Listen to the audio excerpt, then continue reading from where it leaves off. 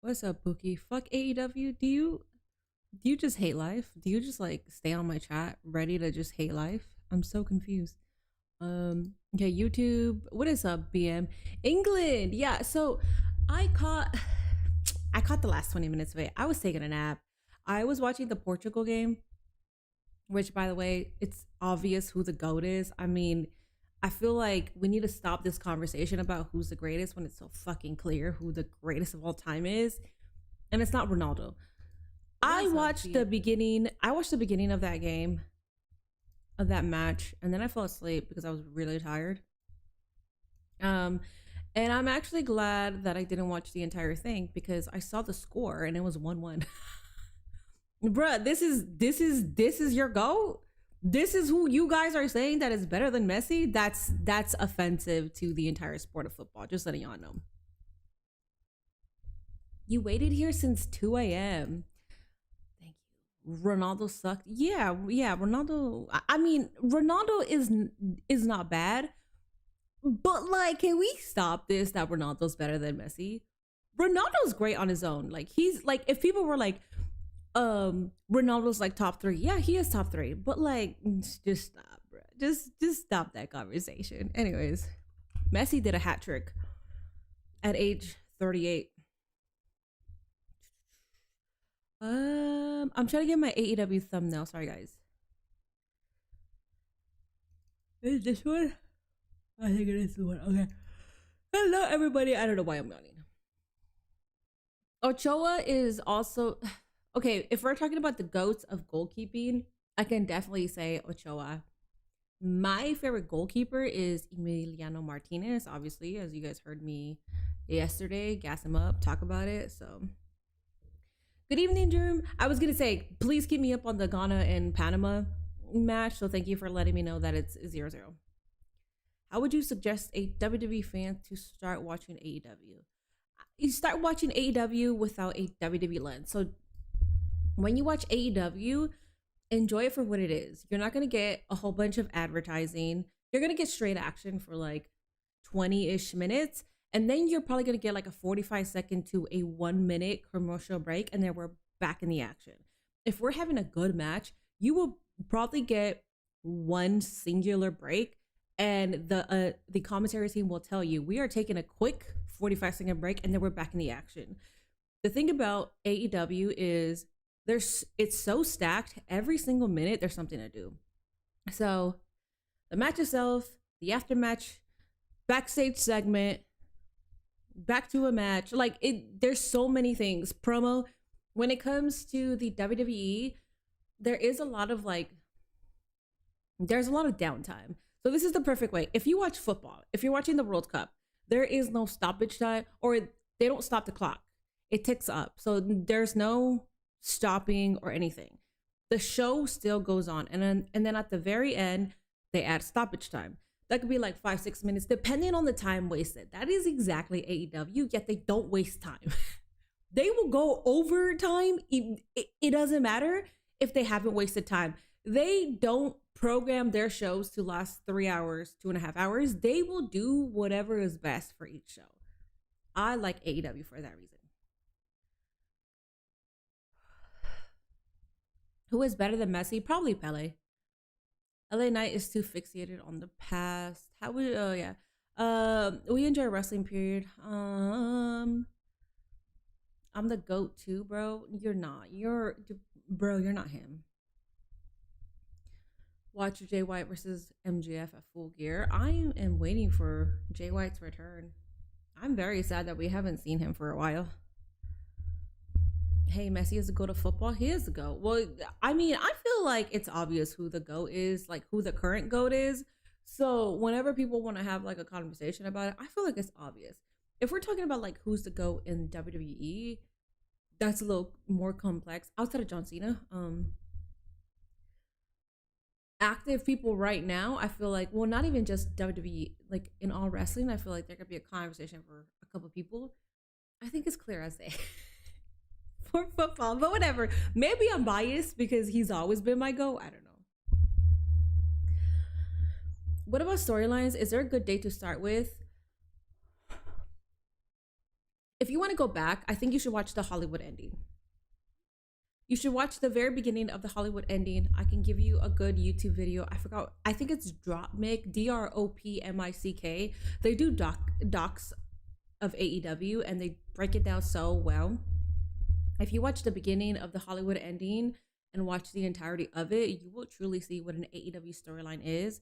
That's not their only good storyline. They've had several.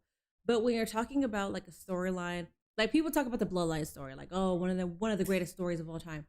The Hollywood ending is definitely top 3 storylines in AEW history. And the thing about that is they've only been around for 7 years. So it's easy to say what's the best storyline in AEW. So if you're willing to go back, I would say that. AEW has very complex stories. When it comes to them, you actually have to be focused and paying attention to them. There's a lot of layers with it too. You think, oh, they're not going to come back to the story, and they eventually do, and they tie things together. Where in WWE, this isn't me trying to diss it, but in recent memory, what happened to Bayley's split personality? That shit went out the window. Who attacked Jacob Fatu? There's so many unanswered questions that I really hate.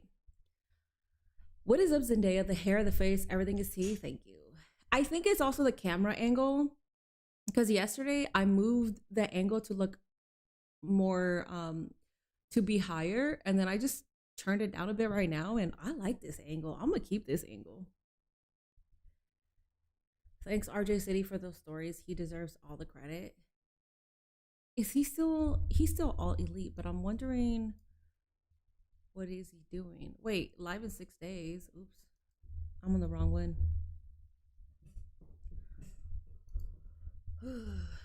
Jacob should handle the Jey Uso problem.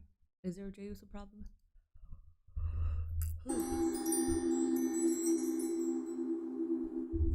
Alrighty guys, we will commence here momentarily. We are watching AEW.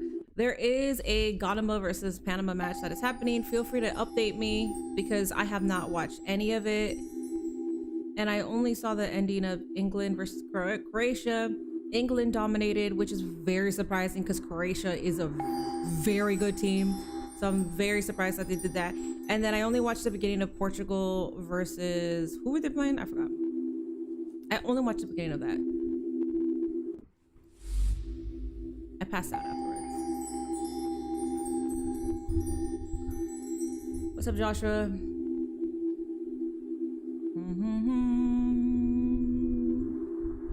I miss AEW. Yeah, I also miss it.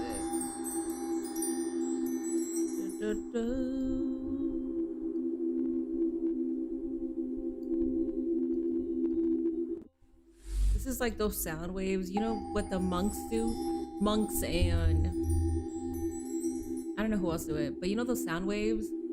When you're meditating? That's what it sounds like.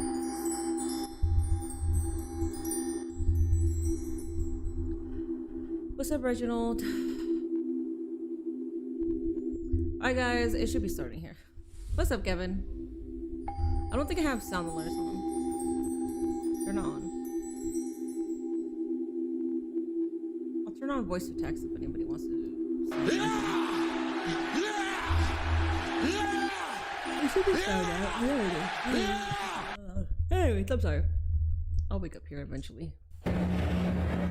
We are just moments away from MJF choosing his teammates for tonight's main event, 12 Straight into action. And for the steel cage On the match dot. at That's Forbidden Door. Love this We'll get to that, but first, zoom down on this bad boy. See, this right here is the only world title in this sport that matters. Now zoom up. This right here is the best professional wrestler in the world today. And now there's a long line of men who keep calling me and my championship out. And right now I'd like to talk to them real quick.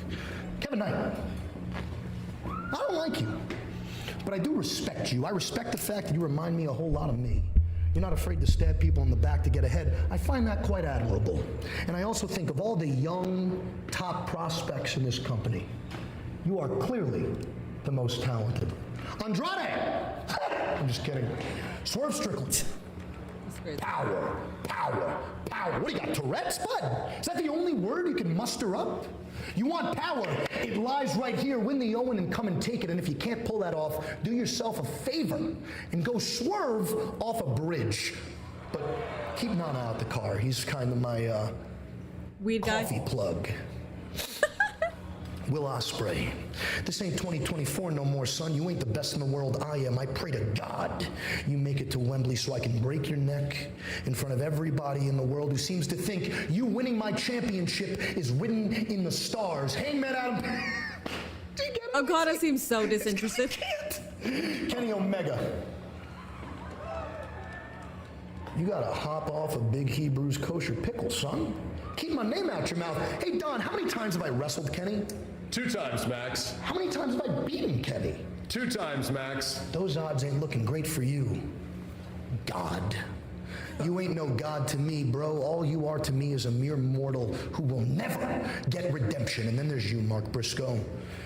Do you know the difference between you and everyone I just mentioned on this list? Everyone I just mentioned is a top act, a star. I'm saying, man. I'm saying. Are not. Talk your shit. Oh my God. They love you, Mark. You want to know why they love you? They love you because they feel bad for you. Because your brother died.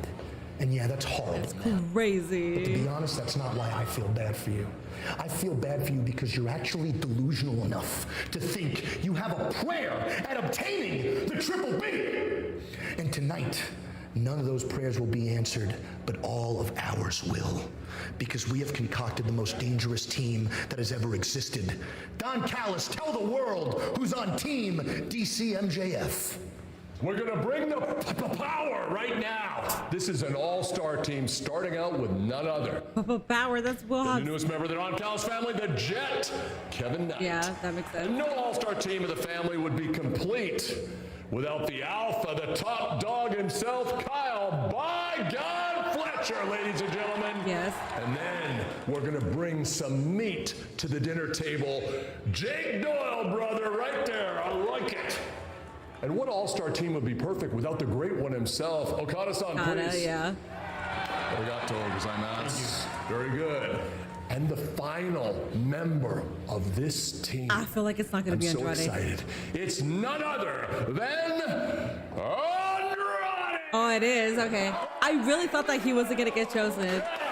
Okay, good. Thank you so much. He's so mad. He doesn't want to. He doesn't want to be a part of this. I will join you. I have one question for you. How you know? How you know? Don, take care of this. Escúchame.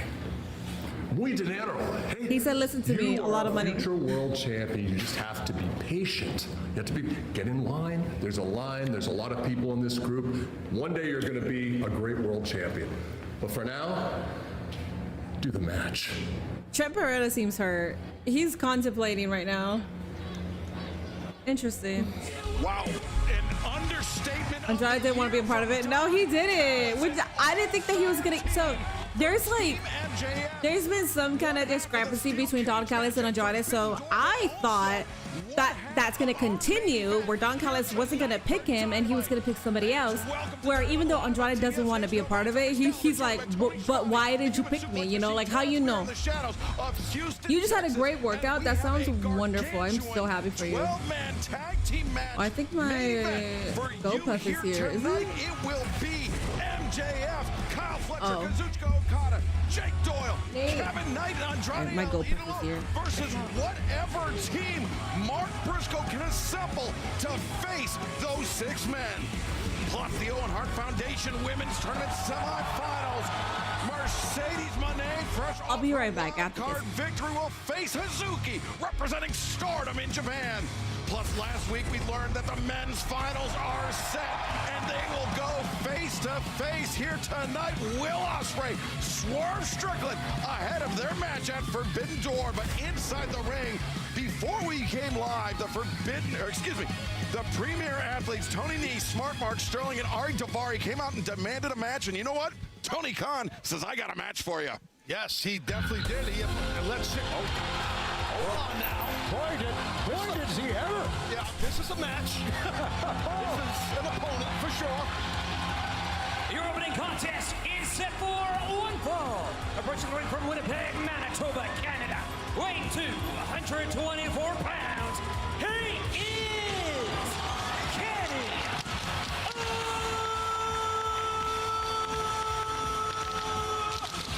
Omega!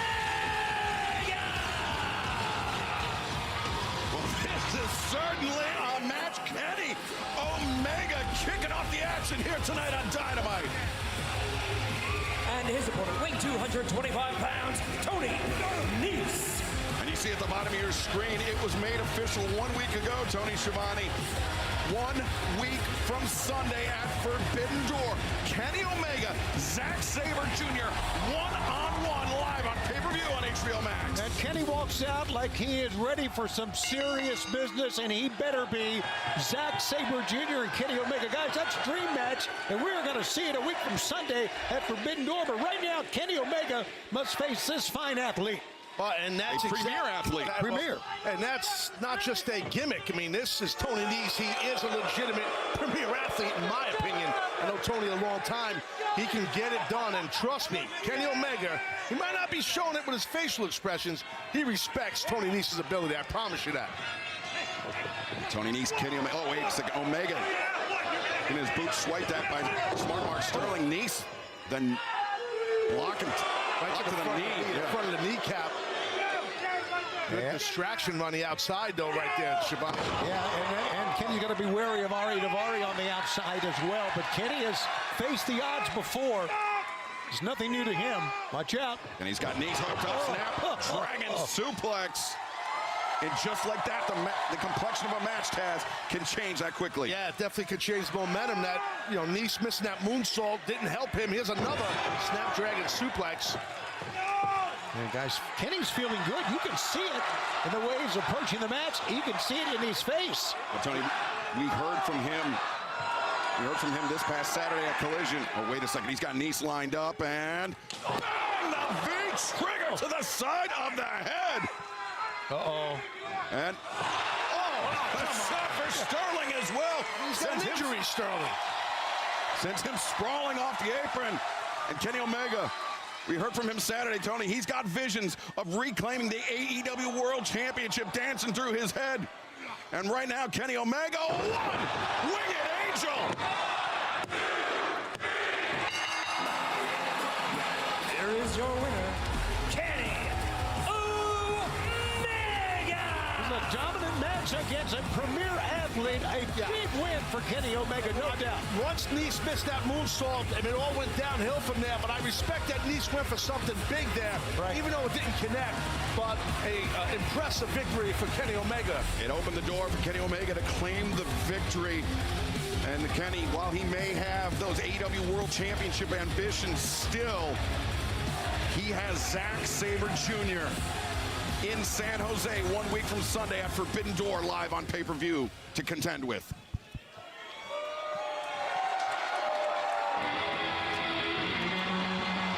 Well, speaking of which,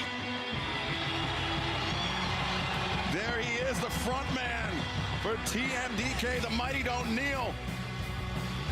Zack Sabre Jr., along with Bad Dude Tito, Mikey Nichols, and TMDK marching towards Kenny Omega inside the ring. We may get a preview of Forbidden Door right here tonight. Kenny's outnumbered. Smart for him to just get out of that ring right now. Absolutely it is. I mean, he had his match with Tito a week ago.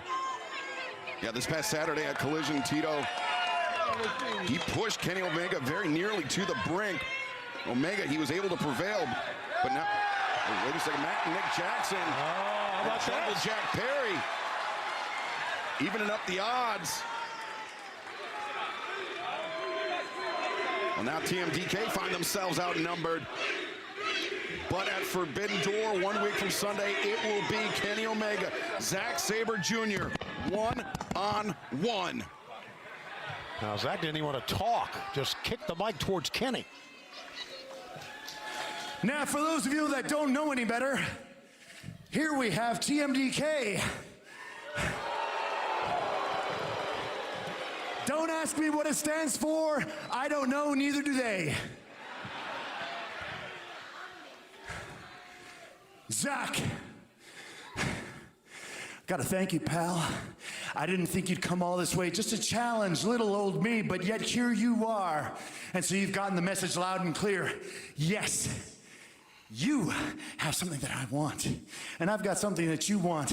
And at Forbidden Door, yeah, it's gonna be just you and me, the greatest technical wrestler still going about this thing alive. And that's you, Zack Sabre Jr. And boy, wouldn't it look good on your resume to have a nice big fat W beside your name versus Kenny Omega. But in the same token, Zack, boy, would it ever look good for me to beat you, not just for this place, but yeah, for my home away from home, New Japan Professional Wrestling as well. It looks like you've got your fair share of friends. Turns out I've got my fair share of mine. Zacky boy, let's keep it one-on-one at the Pape. Until then, must bid you adieu. So crowd, if you know the words, say it with me. I don't think these guys have a catchphrase that you know. So goodbye, mwah, and good night. Bang! Well, Kenny Omega certainly with an abundance of confidence as we head toward Forbidden Door. But that man, Zack Sabre Jr., TMDK, they are no joke. It will be a battle for the ages, a true dream match, as Tony Schiavone said, coming up 1 week from Sunday in San Jose. But fans, coming up tonight, we will hear from David Finlay, Clark Connors, the Dogs, fresh off the biggest tag team victory of their AEW careers. Let's take you back to this past Saturday at Collision, where Finlay and Connors were able to defeat the multi-time AEW World Title. Well, this was a couple weeks ago where they defeated the Guns with the assistance of the Shillelagh, the spear from Connors. The former AEW World Tag Team Champions Colton and Austin Gunn falling to the Dogs. But then shortly after that, it was Juice Robinson one-on-one with Clark Connors. The Shillelagh coming into play once again. I'm so sorry, Spear dropping Robinson. Connors earning a one-on-one that took way longer than I anticipated. My bad. Some sort of, okay, please let me know what happened. Did I miss a lot? I'm seeing great segment. Minnie's missing this all. Some stuff kind of sort of went down. What the fuck did I miss? What an interesting promo. This would be the perfect opener. What the fuck? What did I miss? Omega jobbed out to Tony Nese? No fucking way. Shut up. No way. No, that didn't happen. To score the win over multi-time former AEW World Tag Team Champions. I don't believe that. From the Dogs, live tonight. Whoever booked that, like, if somebody booked that, that would have been like Karen Jarrett or something. So I don't believe it. Semi-final round match at the TMDK came out to confront Kenny after his match at Bucks and Jack Perry. Representing Stardom. Plus the men's final. So you're telling me that the mighty Don't Kneel showed up to fucking Dynamite, and I wasn't here to see Zack Sabre Jr. All-star match. Destroy me. End me. Fucking end me, dog. Shit. Stupid ass Tony Khan. Dude, I just know Tony Khan was like, aha, this bitch is not here. Let me go ahead and put Zack Sabre Jr. Because I know she likes him. That's alright. I think Kenny is beating MJF at Redemption. I don't think so. Absolutely, everything's heating up. Yes, sir. Heading towards San Jose. You missed Undertaker AEW debut? Damn, I'm alright if I missed that. Nese wanted to fight and Tony Khan gave him Omega? A lot of people don't realize that's what really? A little bit different than a standard push-up. Already, so somebody on YouTube asked me, how does a WWE fan get into AEW? And I basically explained that we get action immediately. We don't get ads and all the bullshit. This is what I mean. As soon as AEW, like, you see the black screen, you see the TV 14, and then you see MJF with the Don Callis family. We get a killer-ass promo. Then you get a I'm assuming you got a match afterwards, and then you get a segment, and then you probably went to commercial break. I don't even know if there has been. No, there hasn't been a commercial break because it's 16 minutes, and they were straight into fucking action.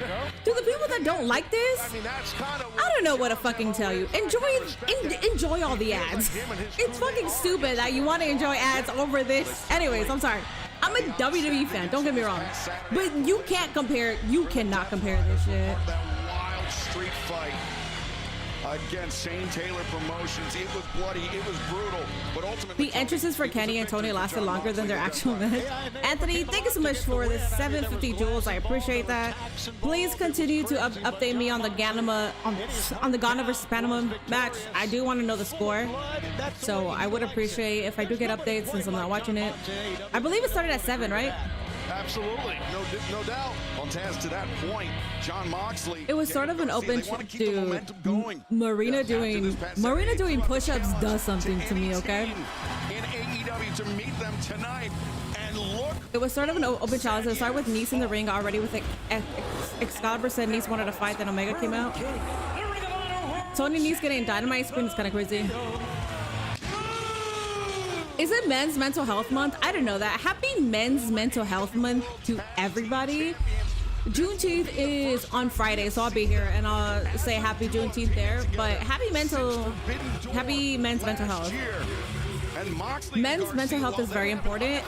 If you were born in a brown family, unfortunately, they don't believe in mental health. So I hope right now, as an adult, you are using the resources that are available to you to figure some stuff out, to deal with some issues, and do not be afraid to cry. Men can be emotional as well, and if anybody has an issue with that, well, they're a fucking idiot.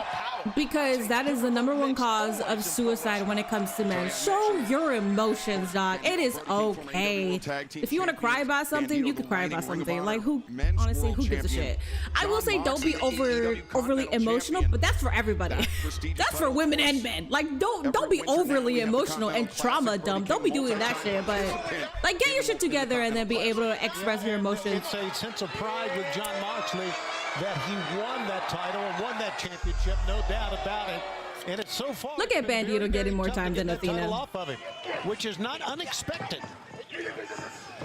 Daniel Garcia, Bandito, starting things out. Matt returned by Daniel Garcia. AEW don't give too many ads like WWE. I'm a WWE fan as well, but AEW shows more action. Yeah, it just top position. Started showboating instead. I can never not stop blazing this company. I understand that it has its hurdles, but I don't really care. Bandito not an athlete to take lightly. As I mentioned, Ring of Honor. Bandito. But also, former AEW World Tag Team Champion, a man that really put his singles ambitions in AEW on hold. Where are they at? I like the venue. So much success as a tag team last year. Well, right there, we love to see Bandito and Latino man get TV time. Always gotta make it about race, Spooky. Garcia looking for a pinfall attempt. Bandito like my emotions are shown a little too much, not trauma dumping, but they're not ready to hear it. Yeah, talk to a therapist, definitely. Don't be just talking to normal ass people about your shit. Talk to a therapist. I didn't do shit today because I had to talk too much. It's a lot, but it's important. But boy, the attitude change, and it's something that Moxley loves. And I guess it's something he demands. Alrighty, guys, there is a Twitch prediction. We got John Moxley, NDG, Brodito, DQ. I am very surprised that it is a normal ass prediction. Please join in, place in all your minis. What condition is his neck in after that brutal match with Swerve Strickland? And the foundation, 0-0, 58th minute. After that drop kick. That was a pretty nasty drop kick right there by Bandito. That was beautiful. Drink that water, absolutely drink that water. Hydrate yourselves. Neck of Big Brody. So let's see how he fares here, because that was physical last week with Swerve. On a slam. Bandito and Brody looking to go to work, and fans. Next week we will be heading to Albuquerque, New Mexico, Wednesday, June 24th, live at the Rio Rancho Events Center. You visit AEWTIX.com, scan the QR code at the bottom of your screen. Then, 1 week from Sunday, San Jose, California, Forbidden Door. You didn't have anything great. Hey, the Macarena brothers, you could do that. You could do like Fuck Eyes, and Athena should be here for Brodito.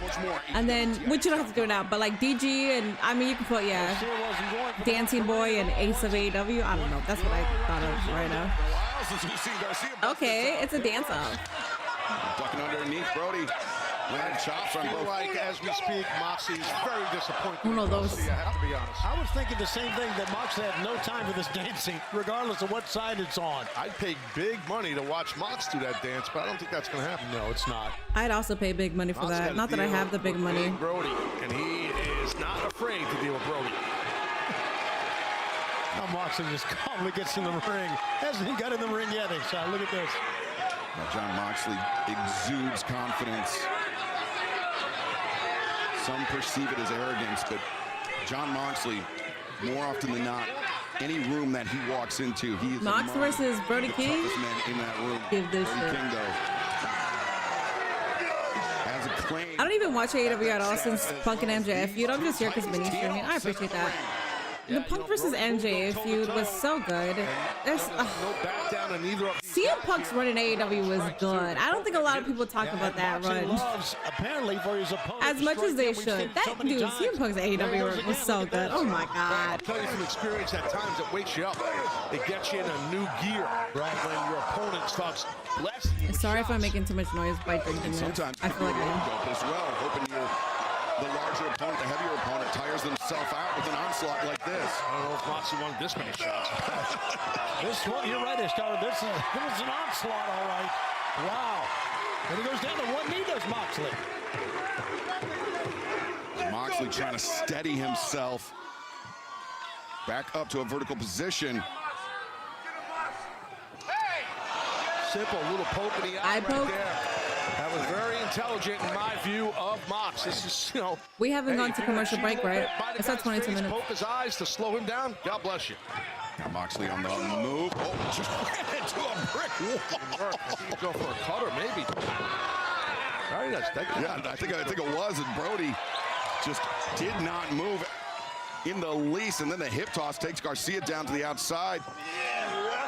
Bandito with the assist from Brody steadies himself on the top. Whoa! Swan diving moonsault as our For most men, their longtime barber and our personal auto mechanic are their therapist. Yeah, I could see that for sure. As long as you have somebody that is willing to listen to your stuff and like can give proper advice, right? Even if they don't even give advice, but somebody's there to listen, that is so freaking important. If I don't get what I want, I'm gonna threaten, might even send an Instagram. What do you want? CM Punk really showed up, had a generational run, then got terminated for standing on business.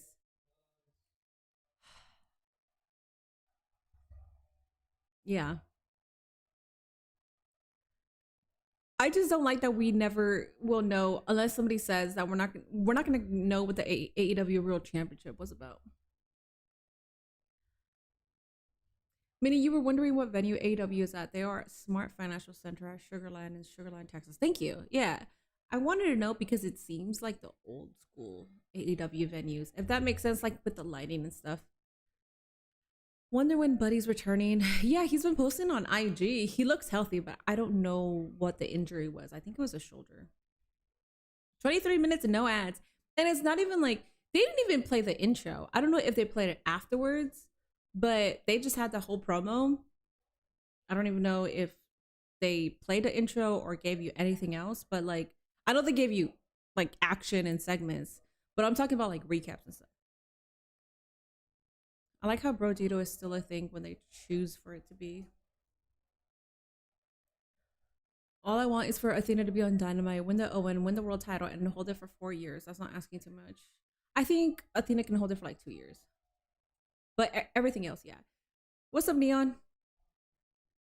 I think it can be argued that CM Punk stopped AEW from completely crashing and burning. I don't think that could be argued, TBH. I think AEW was doing fine before CM Punk and they were doing fine after CM Punk. I will say that AEW did take a nosedive after after the whole debacle, but I don't think there's like a good solidified argument that AEW would have been ruined.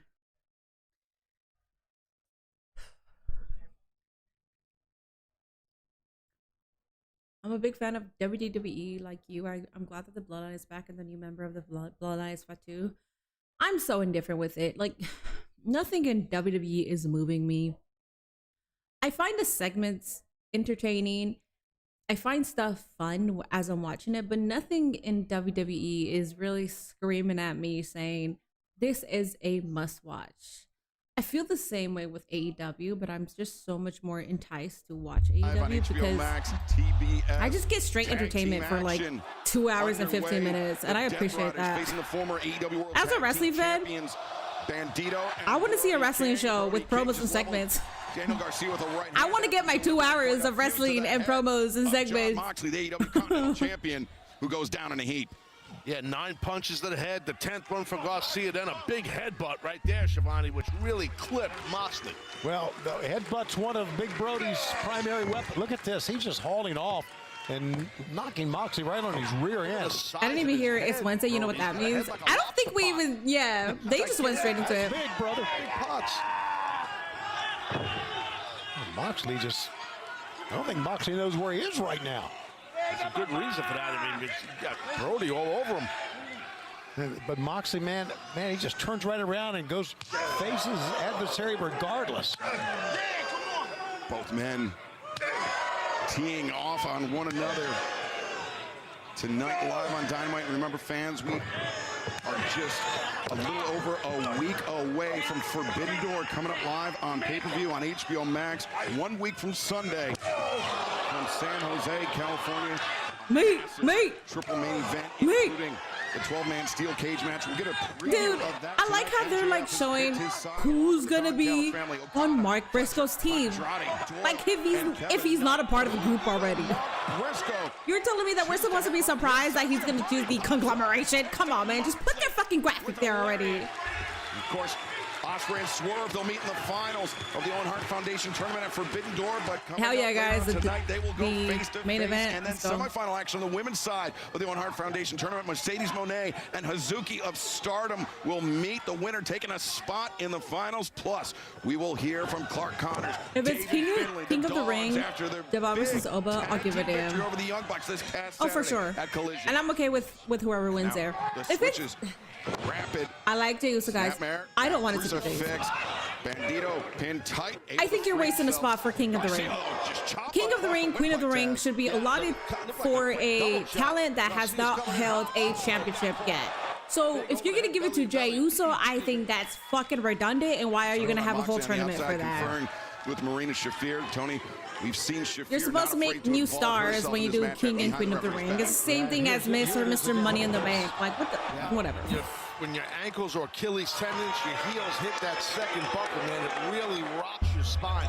Brody King was looking for the cannonball senton in the corner. There you go. Moxley pulled Garcia. Good shit, Marina. Now Marina Shafir puts herself in the face of big and bad Brody King. Fearless. Smack his ass. Marina Shafir, look at the face. You better.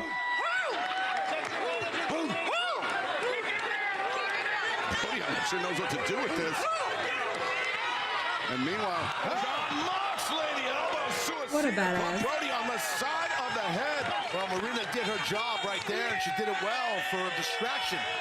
Yeah, this was all a plan, like you said.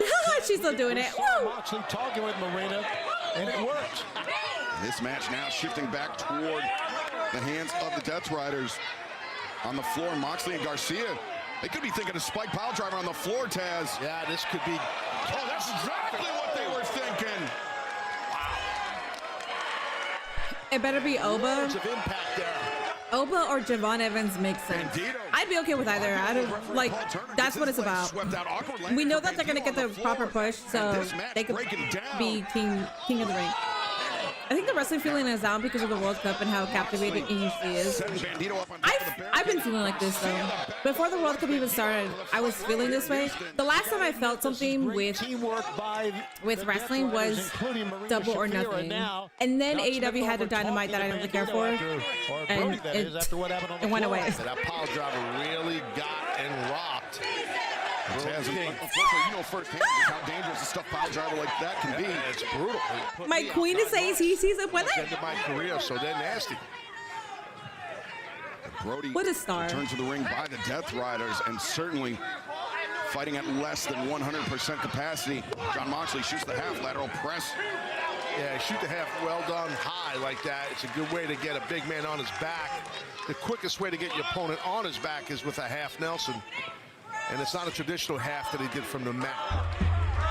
Double wrist lock right there now by Moxley. See it? He tags in, and now just a bulldog off the corner by Garcia.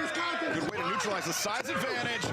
And Brody able to kick out. Well, if you're Garcia, you want to keep Brody right there on the mat, because size means nothing. Everyone's the same size on the mat. Like, that's a fact. So keep the big dude down there on that mat. Try not to let him up like that. You saw the close-up, guys. It looked like Brody was trying to catch his breath, having problems, but he's back up now. Swing. Oh, and then just a shoulder block to the front of the knee by Daniel Garcia. Again, it's smart. Would I crash out if Liv Morgan loses this Friday? No. Maybe a bit unsportsmanlike, but still very effective from Daniel Garcia. But Javon in the main event at SummerSlam is kind of crazy. It'd be dope. Now Moxley back in. Well, I take. It's because I've been watching too much wrestling, and you need to take a break from it. No, I don't think it's that. That's true. Moxley back in Brody. I don't think it's that at all. I'm very accustomed to watching wrestling every single week, and I've enjoyed. Really laboring here. I've enjoyed it when it's good. But if nothing is serving me the way that I usually like, flesh of Brody King. Then I'm just watching to watch to keep up with what's happening. I'm not watching to be entertained. AEW Dynamites are exciting for me, but there isn't a specific story right now that's driving my hunger. The top rope like that, it's in service of a superplex or something off the top. That could be what Moxley's looking for right here, Tony. That's exactly what he's going for, Excalibur. Great call. Oh. Good shit, Mox. Moxley, superplex cover. No, Brody King kicks out, and this match rages on. Don't go anywhere. Do not go anywhere. The real fight. I feel the same way about Money in the Bank. Like, if you're someone who could literally just be given a title shot and nobody would blink an eye, you shouldn't be eligible for Money in the Bank. That's what I'm saying. Like, it's like you have these certain tournaments or you have these positions, and then you give it to somebody that can easily be in the championship storyline. You're just wasting a spot. That's why, like, I don't care about having, like, LA Knight should have been Mr. Money in the Bank already. Javon winning King of the Ring is great. Oba winning it is great. Jey Uso already won a championship. Why would you even give it to him? Liv Morgan, whatever. If she wins, whatever. But, like, she is a champion. So you're just wasting that fucking spot. And it's just, whatever. That's why I don't have, like, a huge drive to tune in every single week. I think Monday Night Raw is really entertaining. Out of Raw, Dynamite, and SmackDown, I think Raw is the better show. Even though the ads annoy the fuck out of me, I think it is a better show. But it's just like, entertainment can only go so far if, like, the stories aren't really driven. And it's just, there's no story right now that is driving me to be excited about. Rhea Ripley being in the Money in the Bank is wild. Jay ruins everything he touches. I disagree with that. Edge was the only good Money in the Bank winner. They never made him look weak, even when he lost. And when he did, it was Matt Hardy. Well, Edge was the first Money in the Bank winner. If I'm not mistaken, I believe my memory is actually acting like a memory, and he was the first. Viewership pro wrestling all across the board, as well as MMA, will probably increase now that NBA and NHL seasons are over, and NFL won't start back until September. Sure. I'd make Leo Rush champion. That's what I'm saying. Like, I feel the same way about the Owen tournament. I don't think Mercedes Moné should win it. I think it should be Athena. 1000%. It should absolutely be Athena. Or if it's Maya World, what a swerve, and I'd be happy as fuck. I feel the same way. Like, if it's Mercedes, you could just give her a title shot. She is the CEO.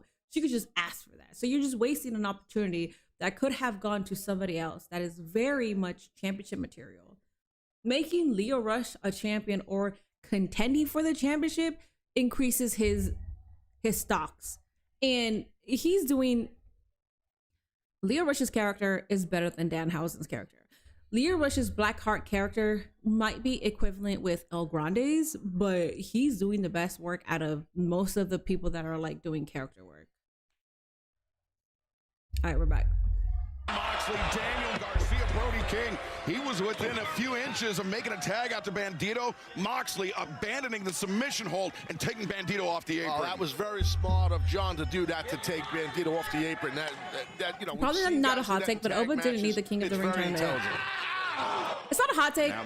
Oba hasn't held the championship yet, so I understand why he's in it, and doing King Oba, it just makes sense. But I understand why you're saying that, because it's Oba family. He's obviously going to be a champion one day. It's like Braun Breaker. You're going to be a fucking champion one day. So I understand why you're saying that.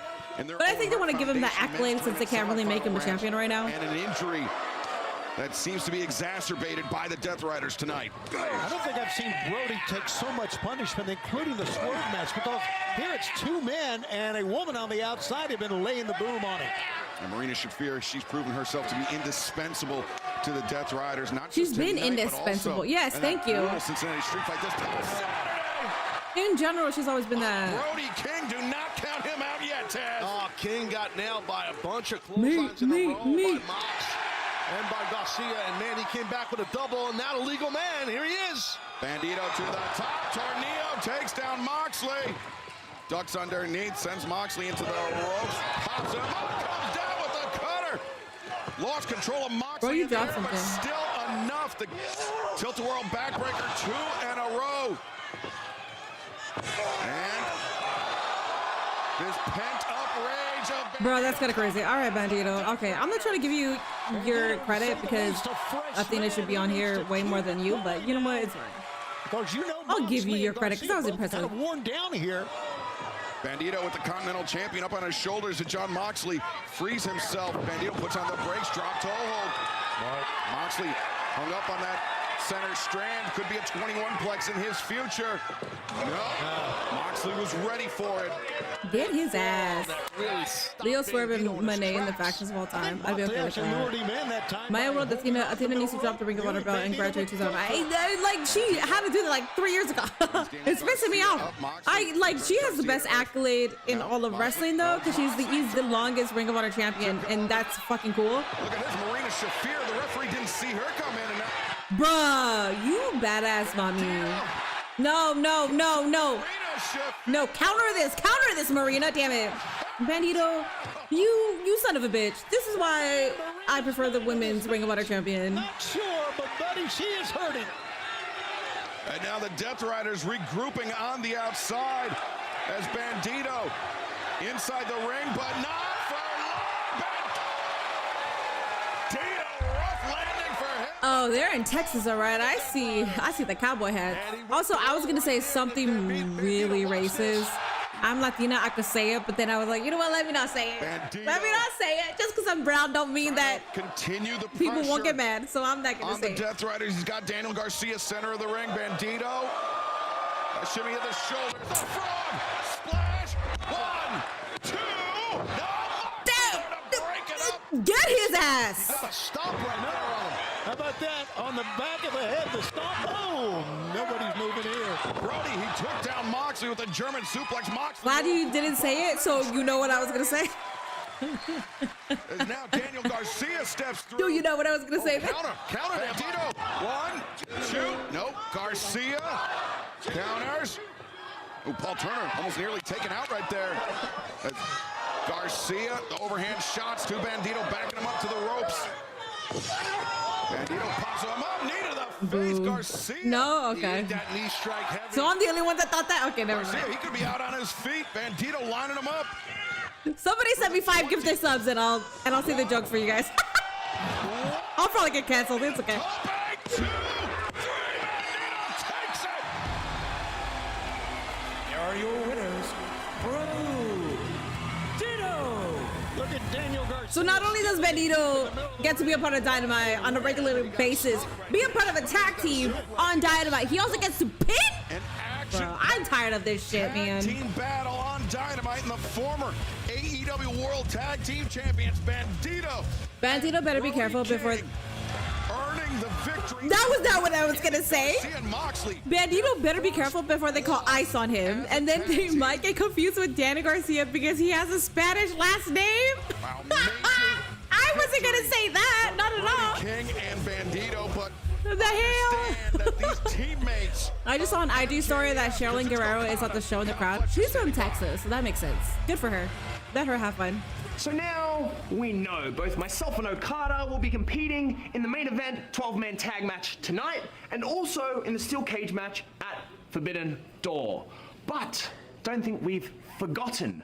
We will still be bringing the international title back to the Don Callis family. Yes, we will. But one thing we don't know is who is going to be standing across the ring from us.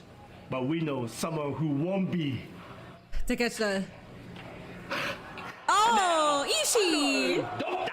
Ishii. But doesn't look like Tomohiro Ishii is going to be able to compete either tonight or at Forbidden Door.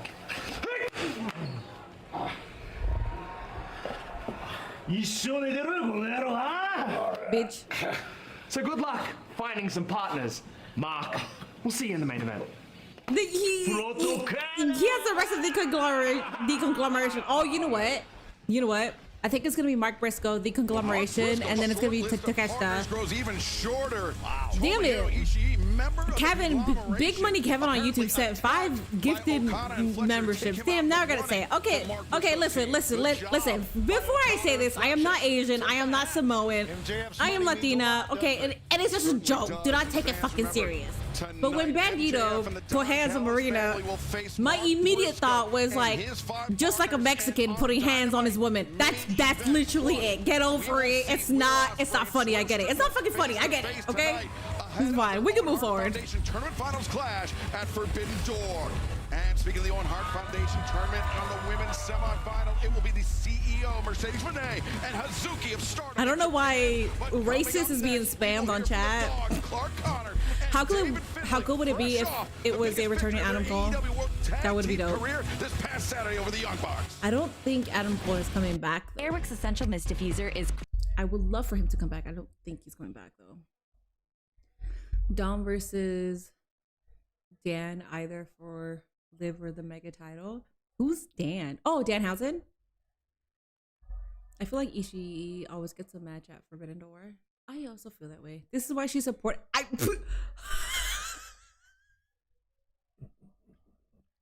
I am not. Don't get canceled for $5. I know. I am not saving my case here. Stupid ass Pookie said this is why she supported a MAGA gimmick from day one. I'm a Chad Gable supporter. I'm a fan of Chad Gable. So when he did El Grande, I was gonna support it regardless, okay? And the Gulf of America, yes, I know that the stupid ass was the one that wanted that to be called the Gulf of America instead of the Gulf of Mexico. But like, it makes sense with his character. He's literally El Grande Americano. So he's gonna say the Gulf of America. That's why I supported it. We're not gonna do this. We're not gonna make Minnie a racist, okay? We're not gonna do this. I'm a supporter of all people. Everybody on chat, listen up. We have to pass to make jokes about Guatemala. Feel free to make jokes about Guatemala. I can handle it. Thank you for the $2, Kevin. Shit, Minnie, and they're in Texas too. Damn. Oh man. Damn. Eddie Guerrero's home. Okay. Minnie, I thought that, but only for a second. See, I wasn't the only one. I'm also wondering if Jay White will return. Forbidden Door is the perfect place for him to return because he's coming from New Japan. He went to AEW. Like, it just makes sense for him to be a part of it. Every time Briscoe comes out, everybody gets mad. Oh no! Oh no! Is this why you got sent to Real American Beer? Oh my god! Oh my god! No! The cancellation of many Porta Boys is beginning. Listen, did I post my support about Real American Beer? No. What I did do is I took a taste and I said, "Well, that's beer." And then I think I said, "Great, now I'm American, so ICE can't come after me." I think that's what I said, okay? So it's not like I was in support for the beer. I don't know why the fuck they sent me the beer, okay? They know who the fuck I am. I am very outspoken about not liking Donald Trump, or Hogan's. I don't know what they expected, so. I got a joke, and I am fully aware of the stereotype, which is why I find it a little funny, even though it is definitely not kosher. Ooh, kosher? I don't think you should say it. Ludwig doing it better. He is. Ooh, Tommaso Ciampa. Why I hate you. Well, I don't need to give you 1,004 reasons why when I can give you just one. But before I do that, you want to know the truth? I didn't always hate Chris Jericho. Matter of fact, I used to respect Jericho. I'm talking about the world-traveled Lionheart. The guy who broke the walls down, the 9-time world champion, the guy who took over New Japan Pro Wrestling, who became the first ever AEW world champion. That guy, the innovator, yeah, that guy was the best. But 2026 Chris Jericho, the guy I shared a ring with last week, the jokes, the puns, the too cool for school attitude, the desperation, I hate it. I hate every last bit of it. So Chris, do me a favor, if you're gonna bring that guy around, you might as well stay home. Or at the very least, stay the hell out of my world. But if you do still think you have it in you, if you think I'm worthy, you are. By all means, Chris, let's dance. I want to see this dance. Don't drop it. Oh. Okay. All right, Ciampa. I believe you with those big muscles and you staring at the camera. You doing that with a chair? Yes. Absolutely. Good moment for Keith Lee to return. I agree. That is a great moment for Keith Lee to return. Bro.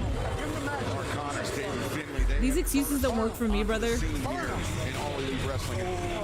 Minnie isn't racist. She's racially insensitive. Oh, Michael! Oh, what? Kick their asses, yes!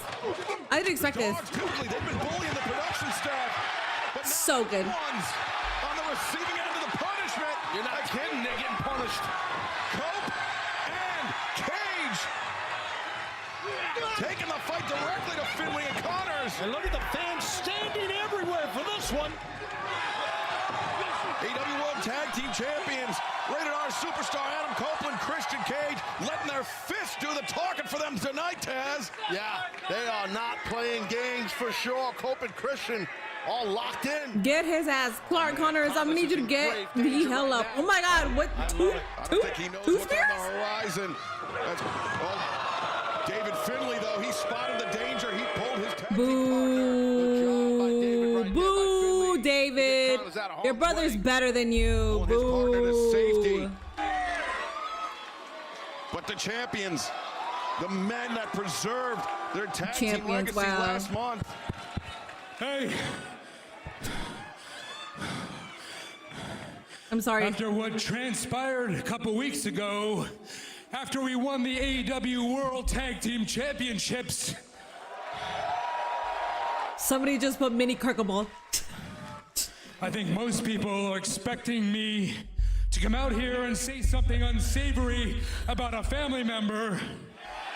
Yes, always, huh? But just to put your minds at ease, even Christian Cage has standards. And what I mean by that is, I've never come across another tag team that's actually named after their mothers. And Finley, if you were supposed to be some sort of gift to the wrestling business from your father, I think I speak for everyone when I say he should have done us all a favor and let you run down the inside of his leg.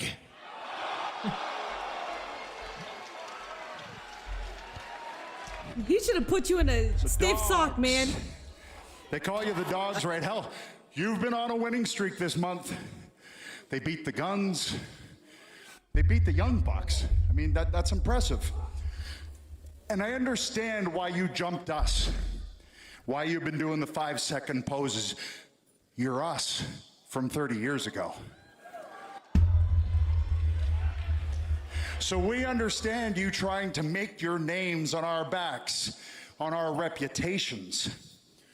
What you don't understand is that we are your learning curve.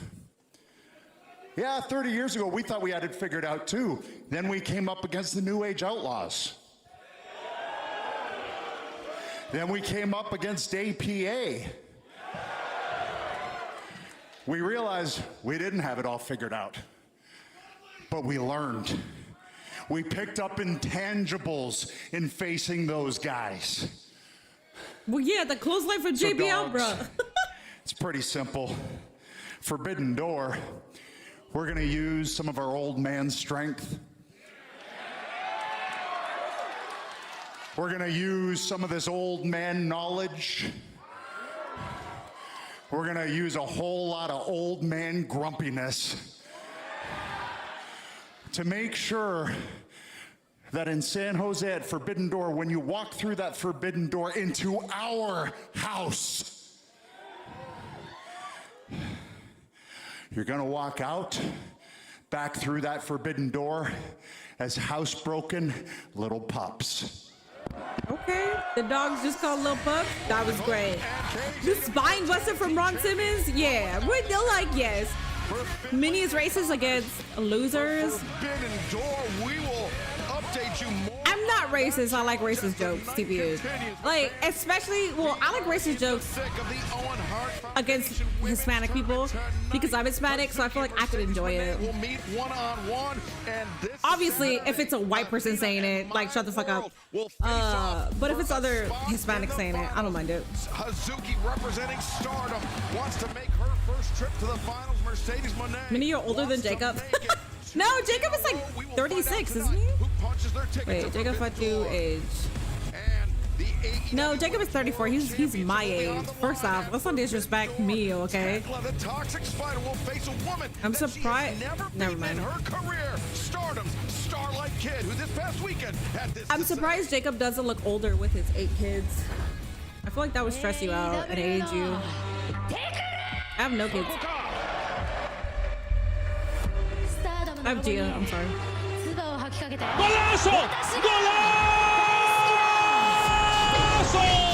One of the greatest stars of Stardom. A woman who has a victory over Tekla in the past.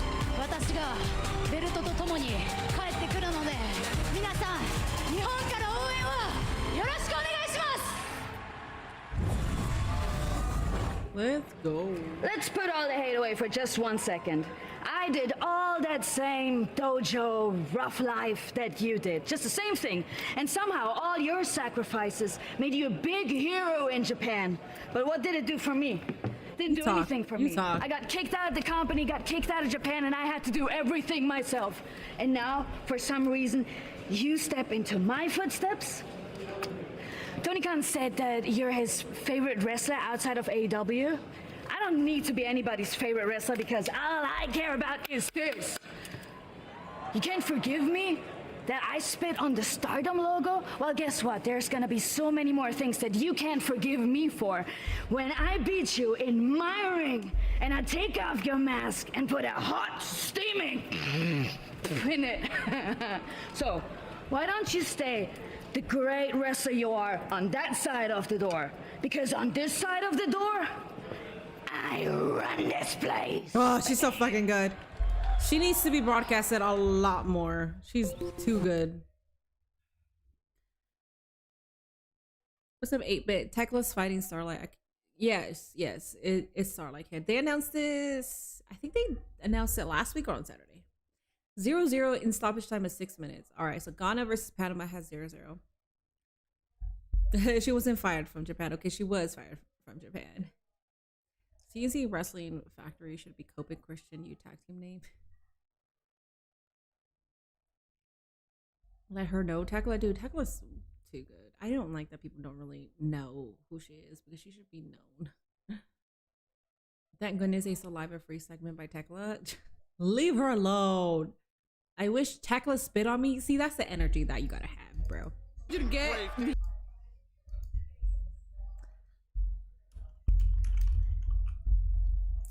Finley, though, he spotted the danger. He pulled his tag team Boo.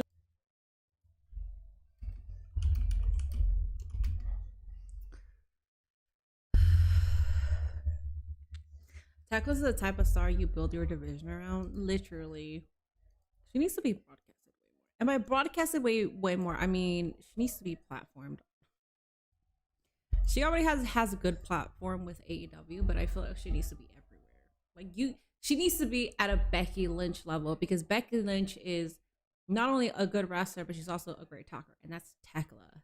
Tekla may be a better wrestler than Becky Lynch, but I think as far as like promo level and segments, they both are the same. Like they're both top tier. So the way that they push Becky as the man, gold, let's go. Gold for Ghana, cool. The way that they push her as the man, that's how you should be pushing Tekla. Thank you for 51 likes over on YouTube. Please make sure you are hitting that like button. The goal is 100 likes. It is AEW Dynamite. I am getting Ghana versus Panama updates. There's only like 2 more minutes left, and Ghana made a goal. Ghana scored, my bad.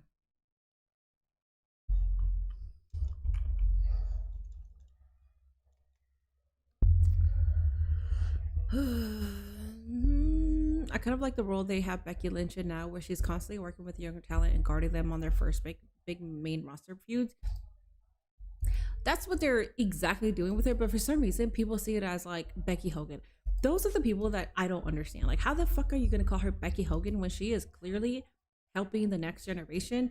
Even if they don't win, she is helping putting them over. Like, how is that not obvious to you? You think everybody has to win to be put over? People could lose and they could be put over. Like, fucking shit pisses me off, man. The stupid ass takes sometimes piss me off. I know I got some shit takes, but I can at least agree that it's a shit take. But I truly believe it. Congratulations on your victory against the Death Riders. Man, it must feel good to be back. What's going through your guys' head? Jack, we won! And we're finally together! You know, we beat the Dead Riders, hermano! Okay, tranquilo. And where's Athena, dog? What, you thought just because we were on our single side quest that we weren't one of the best tag teams in the world? Well, we just proved it in front of all of Houston. Yeah, and you know what? I have something in my mind. I saw some gold in John Mosley's shoulder. Continental champion. Forbidden Door is coming. So John Mosley! Cállate tu boca, bichota. Is he a Puerto Rican? Tranquilo. Mark, shut up. And I want it. You want a shot? Of course. At the Continental Championship? Of course. You know what that means. No Brody King, no Death Riders. Mano mano. Mano a mano. But for your goal. Yeah. Shoot your shot, compadre. Let's go. He said, let's fucking go. Well, John Moxley accepting So we have a Bandito for Forbidden Door. So we got another title shot for Bandito, but nothing for Athena other than the Owen. That's all we got for Bandito. Okay. He's a bad man, I'm telling you. I don't really care for the remix. This is a semi-final match in the Owen Hart Foundation. Look at that guy! Yes, he's like, bitch, I'm going to AEW Dynamite regardless if I got rollers in my hair.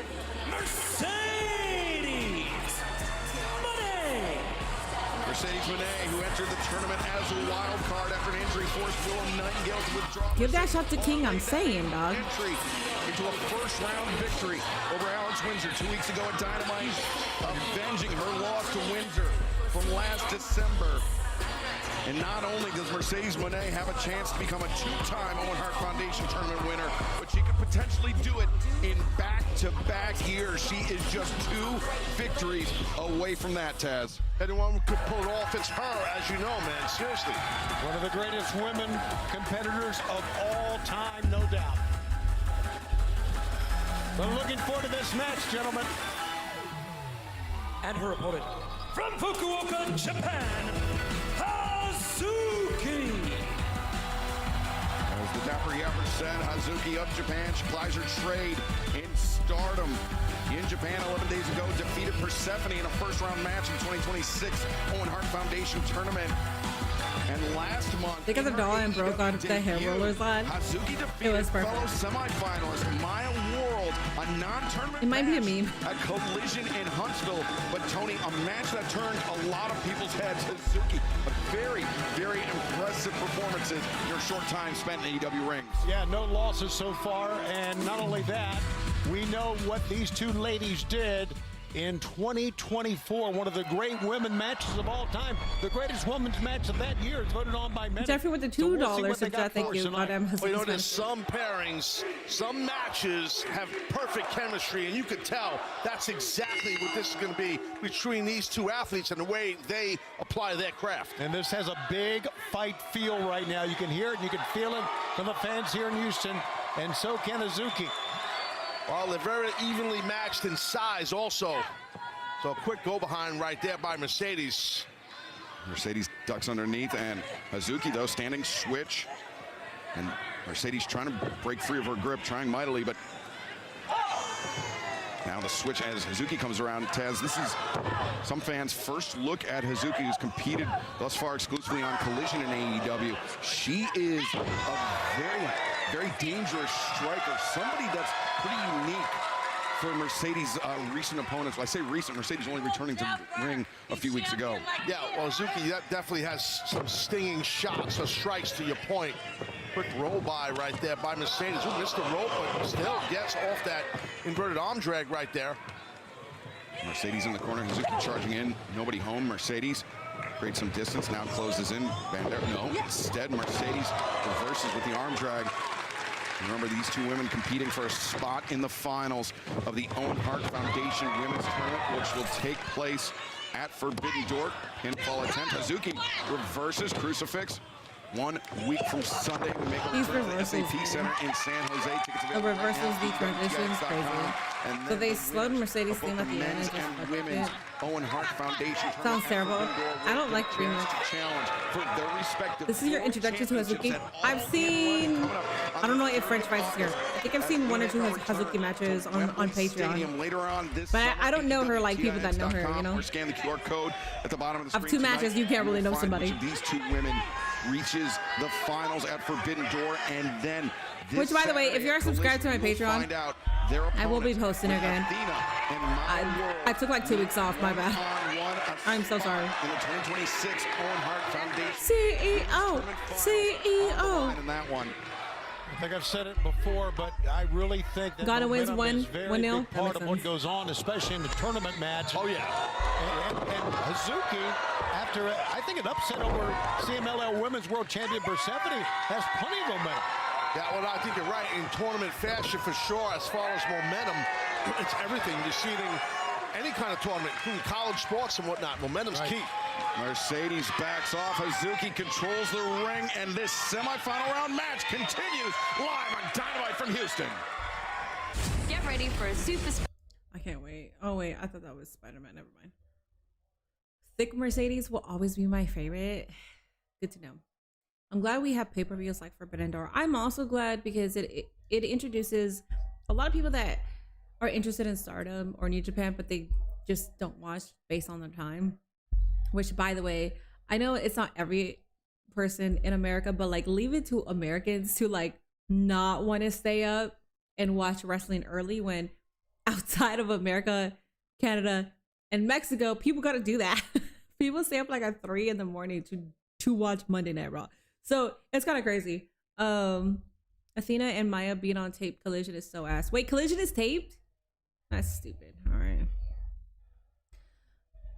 Uzbekistan versus Colombia is next up in an hour. Okay, so because Colombia is a part of it, I'm kind of intrigued to stay on because it's Colombia.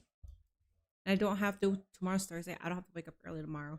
I had to wake up early today, which destroyed my entire day because I didn't have energy afterwards. What is it? What does the winner of the tournament get? They get the Owen Cup and they also get a main event at All In. Well, the men get to title shot at All In and main events. And the women gets a title shot. Collision is taped tomorrow. Is there a reason why? Panama was close to tying it on a corner kick. Then the players got mad at each other when the Panama player kicked the Ghana goalie when he got the ball in the corner kick. Damn. All the Europeans are watching WWE ungodly hours. Yeah, like, it's crazy that we complain so much. We literally complain so much. But I honestly think that we're so accustomed to complaining and being so privileged. Like, even if you're broke in America, you're broke in America. Like, there is so many like, inflation and the economy fucking sucks. I understand that, but being broke in America, like, you still have a lot of opportunities to like try to get yourself out of being broke because you have so much freedom here. There's people that immigrate here with zero, with nothing, that own houses and have so much more money than people that are born here. And they're allowed to do that because, I mean, well, I don't know how it works right now. But that's what I'm saying. Like, people come here to live the American dream. And that's what I'm saying. Like, we are so privileged that we're so used to, like, complaining about, I don't want to be up at, like, 3 a.m. watching this. Like, bruh, I don't know. We don't get stoned for having freedom of speech. Just letting you guys know that. The first of 2 semifinal round matches underway. The CEO, Mercedes Moné, last year's winner, attempted to make it a repeat. Hazuki, representing Stardom in Japan, now on the receiving end of that lung blower cover, made Hazuki kicking out, but just barely. I thought Mercedes was going to win the match right there. She did too. How about that? The look on her face, Taz. Yeah, no, you're yeah, right. Santi is Colombian. See, this impact was nasty.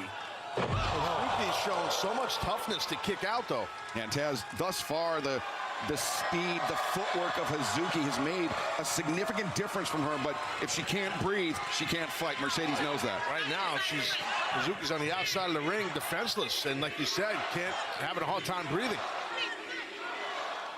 Yeah, that gut buster or that lung blower is more on the lower abdomen.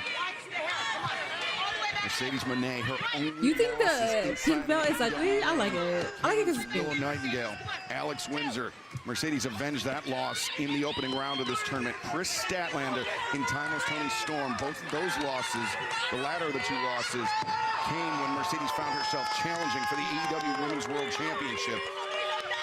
If Mercedes is able to win the tournament, she will challenge for that World Championship at All in London coming up later this summer. Well, she is one of the biggest stars. The early Raws and SmackDowns are awesome. They are. They're coming back when? Hazuki able to kick out. In 2 weeks. Division, 33 wins in singles competition on those 4 You were losses asking you Daniel talked about, Garcia's heritage Excalibur. earlier. I checked his And of Wikipedia, course, and it does Sports indicate he's from Illustrated, Buffalo, and I don't think there's a very large Hispanic population up there.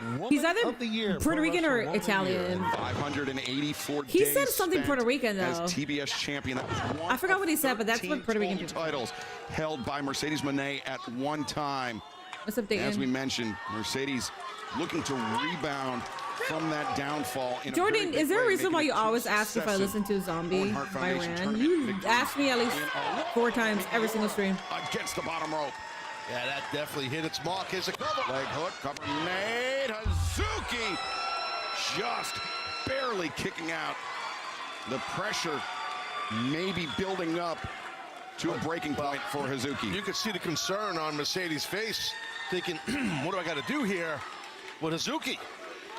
Yeah, sometimes the concern, Taz, as you know, is about what can I do against this girl, or even maybe it's second guessing your own self. Can I do it? That could happen. I mean, Mercedes, though, usually very confident, but yeah, who knows what's going through her mind? We don't know. And fans, speaking of the action this summer coming up in just a few weeks, will be AEW Beach Break presented by Visit St. Pete Clearwater as Mercedes. Damn, Mercedes. Fucking beautiful sell on that. July 8th, Clearwater, Florida. AEWTIX.com, and then we'll be teaming up. Wait a second, Hazuki on the move. Tope Suicida by Hazuki. Hazuki trying to build some momentum here. We'll do it again. And Hazuki, a big risk, and it's paying off for this woman who just a few weeks ago came into AEW. She's trying to run it back. Unknown, and now finds herself seconds away Mercedes does not get enough credit. Triple main events. She got up, but she didn't even get up and like no sold that she knew the next move was coming. She gradually was like dizzy and then turned around just in time. She does not get enough fucking credit. Mercedes haters here in Houston, Taz, most certainly behind the underdog in this matchup. Absolutely, they would love, these people here tonight in Texas would love to see Hazuki. In the preview for Stephanie McMahon podcast tomorrow, Meechin said she wants to be slapped by her. Slapped by Stephanie? I would love that too. Loves the big senton, one of her main weapons, but instead just a shotgun. Yeah, Mercedes has impeccable timing. Straight to Mercedes, lateral press. Mercedes kicks out Hazuki. Nice transition. Oh! Big time transition right there, hooking ahead. The commentator spoke for me. It's Mercedes' instinct to fire that shoulder up off the mat. Hazuki knew that well, and she used Mercedes' momentum against her, but Mercedes, hitting predicament, Hazuki rights the ship and cranks back even harder. When you trap your opponent's arm like that right arm is trapped by Mercedes, you can definitely roll your opponent to her back like she just did there and before. And Mercedes making a desperate crawl, a desperate roll to the bottom ropes to force the break. Referee Aubrey Edwards, good job being right on top of the action. Cutting off the oxygen that time, the breath with the hands over the mouth. Look at Mercedes, she's spin here. Remember, Mercedes Moné only recently returning to action in that wild card slot against Alex Windsor. There was a 6-month layoff of the ring before that, Taz. Yeah, no, it was. So that's a lot of time. Right now, Mercedes using her hips to get back to vertical base, and we've seen her do in respect towards Eddie Guerrero, these three amigos. And they're in Texas. Y'all better get the fuck up. Third one off, I'm sure. The late, great Eddie Guerrero, the man that inspired Mercedes Moné to become a pro wrestler, cannot complete the three amigos, at least yet. Hazuki blocking it. Now Hazuki, both women jockeying. Mercedes, though. I would love Mercedes to take a picture with Charlene Guerrero. I would love the match between Charlene Guerrero versus Mercedes. Against the ropes. Very smart right there, very effective. The ropes will mess your body up. The ropes are a weapon. The ring is a weapon. So a lot of experienced wrestlers like Mercedes know how to utilize a ring as the weapon. Mercedes looking down at Hazuki. Yeah, girl, your knees okay? Hazuki against the stage as this semi-final high-risk matchup continues. On July 4th, CEO. I think Mercedes is the best in ring of the four horsewomen. I also agree Charlotte would be a very close second. It's really hard. I think Charlotte would become a close second. What's up, King? They're having a masterclass. They are. It's Bailey. So when I was saying that, I was like, oh man, but Bailey is really good too. It's Becky Lynch is great in the ring when it comes to making sure that the other person looks good. I already understand. Like, somebody's gonna be like, oh, well, she's botching all the time and blah. Okay, whatever, bro. Like, she's incredible when it comes to getting a good match out of somebody who probably would not have a good match or is rookie and green. But if you're talking about performance overall, it's fucking tough. I don't know, because I think Mercedes, Charlotte, and Bailey are, I think they're equal. I'm biased because I like Mercedes. I like all four, but Mercedes, she's special. I don't know. That's hard. I can't. Becky's the most complete package of the four in terms of promo, character, and the way that she puts it. Like, Mercedes, as much as they want to say that she's like cocky or she has an ego, she puts over anybody that she gets in the ring with. That Britt Baker match, oh my God. That match was only good because of Mercedes. That's it. Because as much as I like Britt Baker, I don't know what the fuck she was doing, but she was sandbagging that entire time. It was like a rag doll was wrestling with Mercedes. It was weird. Jeffrey with the $2 super chat. Thank you. Can't wait for Bailey to join AEW. I don't think she will. I think they're catering with what Bailey wants. They're sending her to AAA they know that Bailey wants to work with other women. She wants to work around the world. So I think WWE is allowing her to do that. And I don't like that because I low-key really want her in AEW. The Becky table spot with Nikki was funny. Yeah, the match with Nikki, like, that's the one that I know people are always talking shit about. Mercedes has the best bag of moves for sure. Yeah, I can agree with that. Mercedes has the more Mercedes is a world round figure. Mercedes knows how to wrestle with anybody in the world because she's done that. Charlotte, Becky, and Bailey haven't really done that. So I don't know if they could go against Joshi wrestlers. You get what I'm saying? Like, if you put a Joshi wrestler against Bailey, Charlotte, or Becky, I think it'll be a great match, but I think it'll be hard to get used to that style where Becky did do that early in her career. Oh yeah, you're right. I forgot that Becky did start really early. I still don't think that she can go against Joshi wrestlers now though. I think she's very used to the WWE. Oh my God. Is that her hair or blood? I think Becky is so accustomed to the way that WWE wrestles that I think it'll be hard for her to go against a Joshi wrestler, but when she gets accustomed, obviously it'll be great. Same thing with Charlotte, same thing with Bailey. But Mercedes is very accustomed to how Joshi wrestlers work, where she could grab and be stiff. Off the middle turnbuckle, Mercedes perched, but Hazuki kicks out the legs, upsets the balance. Damn! Combination. Hazuki. What a move, Taz! What a move! Yeah, that was incredible. I mean, go for the cover here. You got Mercedes beat. The fans here in Houston, I think they could feel we might be on the precipice of an upset. Hazuki could earn her spot in the finals with the senton here. Flush.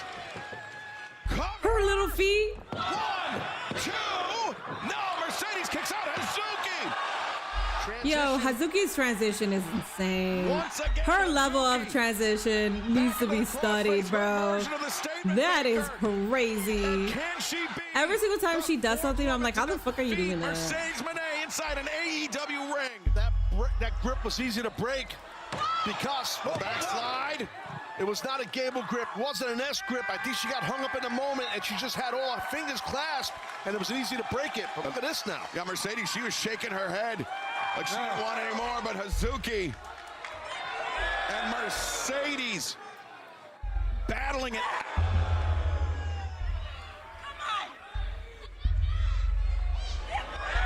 Hazuki, no backing down, elbow strike. Sends Mercedes reeling backwards, but side of the head with that one. Mercedes really hauled off that last one. Oh, man. Mercedes almost using the point of the elbow like rabbit punches coming on the back of the head, Taz. Yeah, exactly. Oh, we got a slugfest, guys. And Mercedes fading. Looks like Hazuki won that slugfest. Shoot the half and pin her right there, but instead, Hazuki batters Mercedes down flat. What does she have in mind? Could be another senton. That could seal Hazuki's spot in the finals. I'd get something going because you got Mercedes down and out. I'd get moving with something. Knee strike. Back to Hazuki. Oh, with a pump kick from Hazuki. That might do it. But they're both these athletes, Shivani, are kind of at that exhaustion point right now. Boy, I tell you, it is a great matchup. It reminds us of what they had done before. Let's see who can, man, both ladies not moving here except this for Hazuki. Is awesome. I can see a bidding word for Hazuki.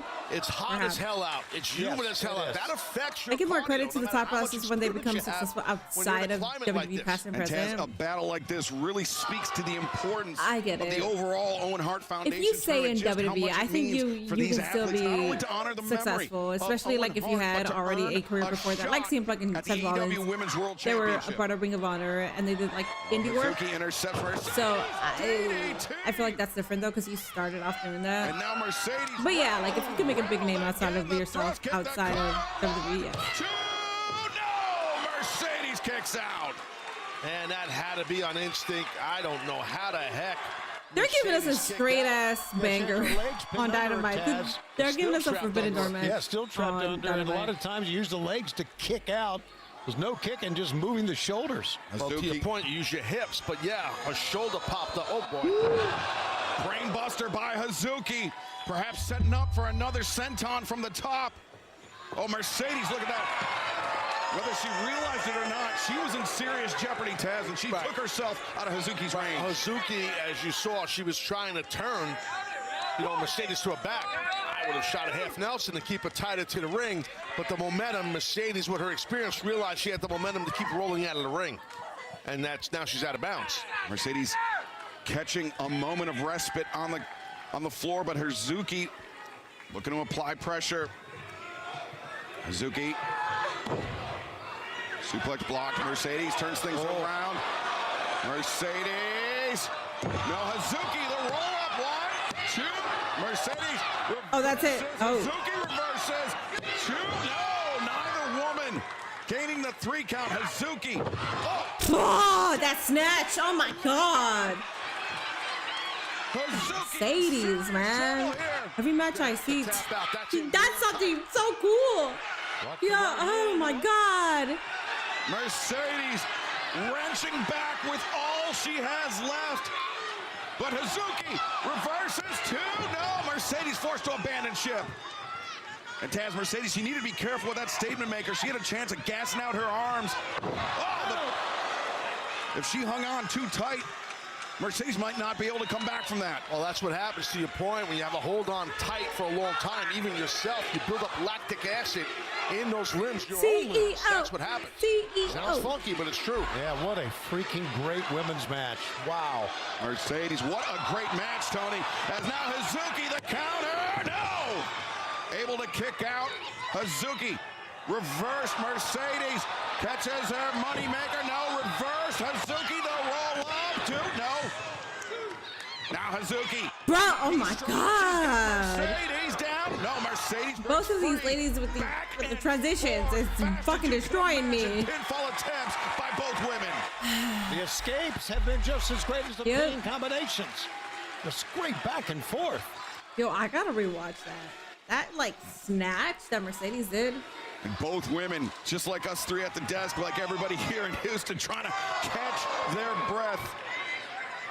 The thrust kick connects to the jaw. Hazuki on the move. Mercedes, though, shot to the midsection. Stops Hazuki in her tracks. No, maybe not. Hazuki back elbow. Hazuki on the move. Mercedes, though, half a step behind. Cazadora, the roll through. Mercedes, hung on to the belt of Hazuki. Backstabber into the statement maker. He's wrenching back now. GG's. Yeah, Hazuki's got to get some hand fighting. Get on that. Thank you for giving us this match for free, by the way, but I believe this is GG's unless she does another incredible transition. Hazuki. Oh. This has to be it. And that's a beautiful way to end this. Yeah. Shit, man. Shit. Shit. For free. We got that shit for free. Winner advancing in the tournament, the CEO, Mercedes Money. Gets so much hate for no reason. Fucking idiots, fucking dumbass people, man, all the time. Stupid fucking idiots. Stupid incel dumbasses that don't know shit. All these fucking idiots that want to talk shit about Mercedes Moné didn't watch one match of her title belt collecting reign. So shut the fuck up. If you haven't seen one match, shut the fuck up. You don't know what the fuck you're talking about, you fucking idiots. You just want to hate on a woman, specifically a black woman, because WWE fans are notorious for that shit. Pissing me the fuck off. Don't ever disrespect this queen again. Fucking getting me mad. Shit. 24/7 protection when you bundle home, auto, and motorcycle.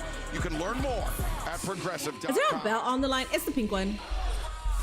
Well, this Saturday at It's a Collision, pink belt. we will find out who faces Mercedes Moné. Will it be Athena? Will it be Maya World? I'd be okay if it's Maya. This was the opportunity of my life. Heartbreaking week for Maya World. My big brother, gone. They told me I didn't need to be here, but I needed to be here. Hell yeah, kill it, man. To the semifinals, a stunning upset. She won. There's no need for a crash out. I'm timing your ass out. What about the hard work that I put in, week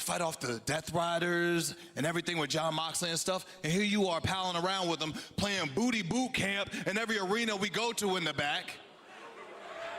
Like you're having fun. And the funny thing is, I can't seem to understand why you gave no explanation, Ramp.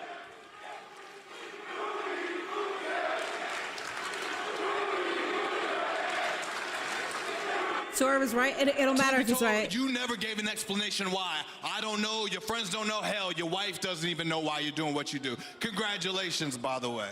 He don't need an explanation, bro. You're moving differently. Like I That's said, it. dog, gotta do what you gotta do to get to the top. Oh, so you want to You bring changed up for the better, John you're fine. and the Death Riders and what happened to me? Yeah, mate, look, I haven't forgotten what they did to me. And you better be sure I haven't forgiven them either. Are we upset that William is doing submissions now? What is I this? just had to let it go. One of the hardest things I've ever had to do, I've had to let it go, and I've accepted help. They're my training partners now, and I'll be honest with you, the training's working, my neck feels great, my ground game is improving. Exactly. Thank you. That ground game. I'm talking about that night in London where they snapped my neck. I got a question that I'd like to ask you, because that night in London, I saw Kenny Omega trying to get in the cage. I saw the Ops trying to get in the cage. I saw Darby Allin trying to get in the cage. Swerve's ass. Climbed Mount Everest but couldn't climb a cage. No, I didn't see on that night in London who was backstage. Who? You. Where were you? Oh, wait, no, look, I can't get mad at him. He got beaten up, he got attacked, his knee got blown out, needed surgery for his meniscus. I can't be that mad at you. So I sat at home, recovering my neck, could barely pick anything up. Started thinking about where this all started. AEW's All in Texas. Me and you teamed up. We took down the Young Bucks for abusing that power. I had your back, you had my back. But I asked one thing from you that day. I said, we need to go get that belt back. I need help. Hangman needs help. Know what he said? Nothing. So I went down to help by myself. And the end of that night, for me, I ended up in a hospital. I didn't see anything over that match. And then I rewatched the footage, and I see you coming out to help. So now I just got a question for you, because maybe I'm on an island here, guys, but if I say he's my brother, I love him, no matter what I do, I expect you to run through a brick wall to help me, because I'll do the same for you. So now I'm gonna ask you, Swerve, where were you and why didn't you help me? Fucking spitting, dog. Dude, this is exactly AEW doesn't tell stories. Kiss my ass, bro. Oh! Nah, on second thought, I don't need to hear what you have to say. I like everything about this. Because that is bigger than any explanation that I'm gonna need from you. I get it. This is your redemption. This is my dream, bruv. I used to work on building sites right outside Wembley Stadium, and I'd watch the football fans go in, the passion that they would have for their team. Every time I went to school, and the teacher, up and down the country, the teacher would say to every 14-year-old boy, what do you want to be when you grow up? And they all said the same thing. I want to kick the winning goal at Wembley Stadium. Bruv, I am one match away from getting my chance to kick that ball. You see, I know that this is the Owen Cup final, but for me, this is the semi-finals for my World Cup.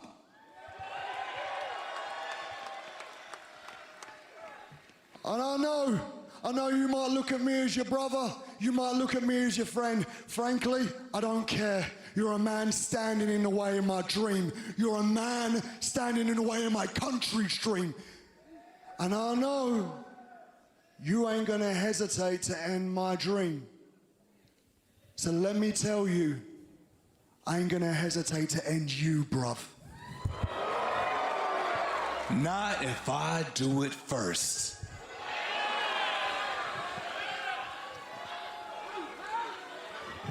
Last year, I had to stand here in this ring and listen to you tell me that it wasn't my time. You had to say it wasn't your time. You said it was Hangman Page's time.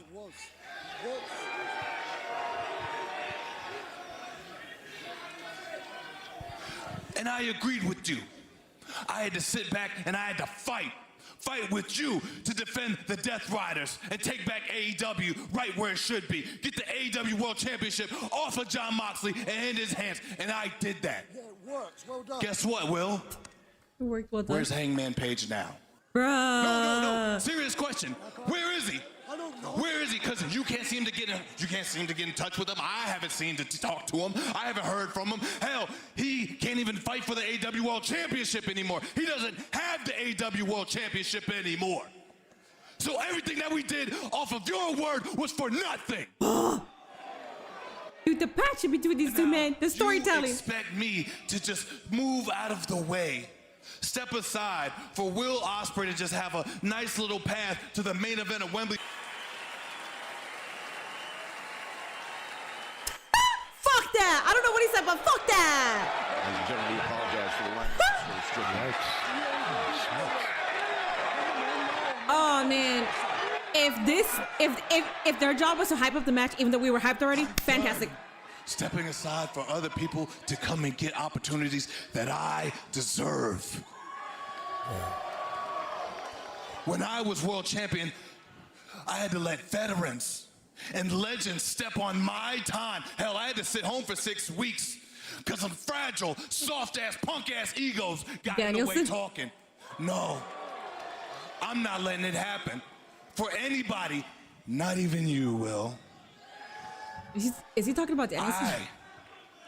I made a career after throwing Molotov cocktails in the system, disrupting plans. It's what I do. It's what I'm good at. That's who I am, and that's who you are, and you respect the hell out of that. Speaking of which, me and you, every time we step in the ring, it's fireworks. We change the conversation of what pro wrestling is now and what it's going to be. And we're going to do it again at Forbidden Door. Whether we are opponents or we are partners, that's what we do. We raise the bar. But funny enough, after these 10 years, man, you know one thing that's been certain, Swerve Strickland victorious over Will Ospreay. It's gonna be William, but this is incredible. You have not been able to beat me in 10 years. Hell, the great Billy Goat Will Ospreay in 2024, that was a tidal wave coming in here at AEW, couldn't beat me.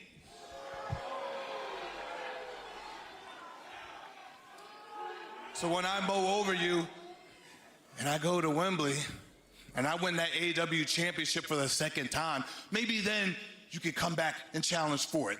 And guess what's going to happen? I'm going to beat you again and again and again and again.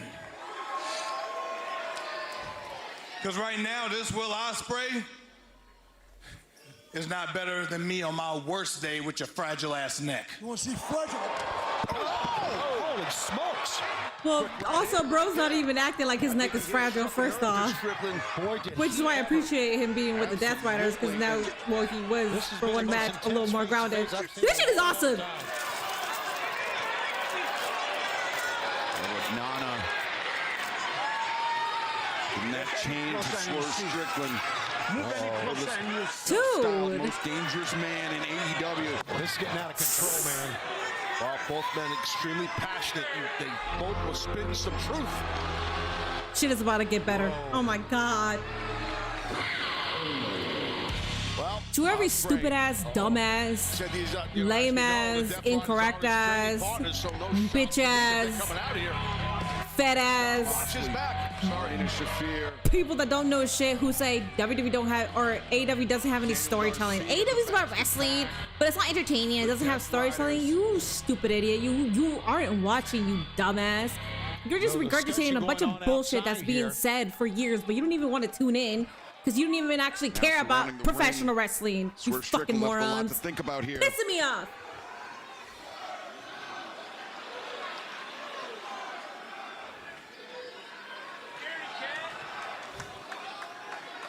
You're wrong, Will. You really have changed.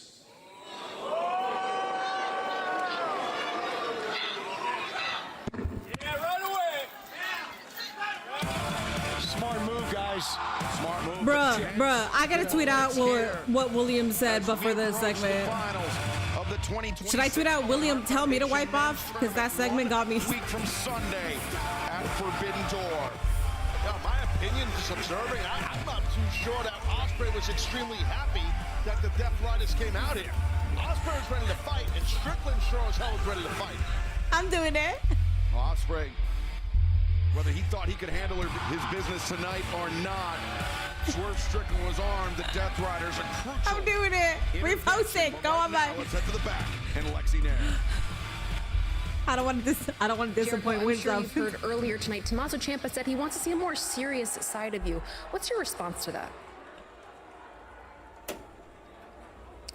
How about this? Ciampa, this Saturday night on Collision, right here in Houston, Texas. How about we meet up in the ring and get serious face to face?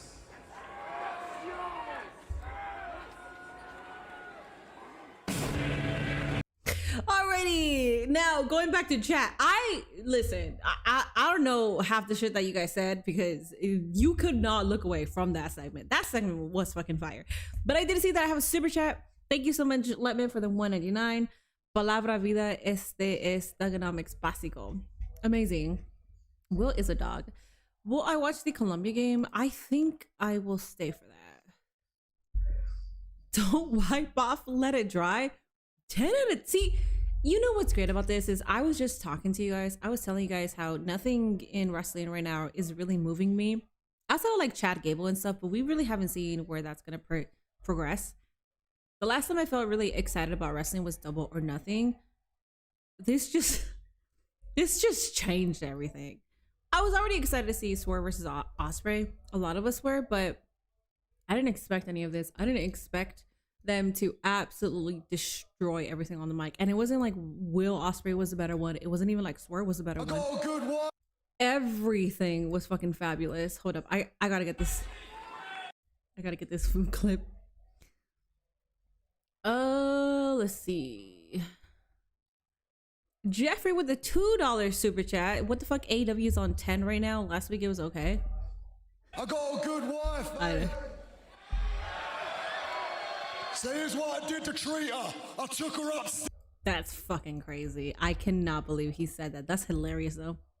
Hey, I'm cheering for Swerve. Who are you cheering for? Will Ospreay, but honestly, I'm okay with whoever wins. It's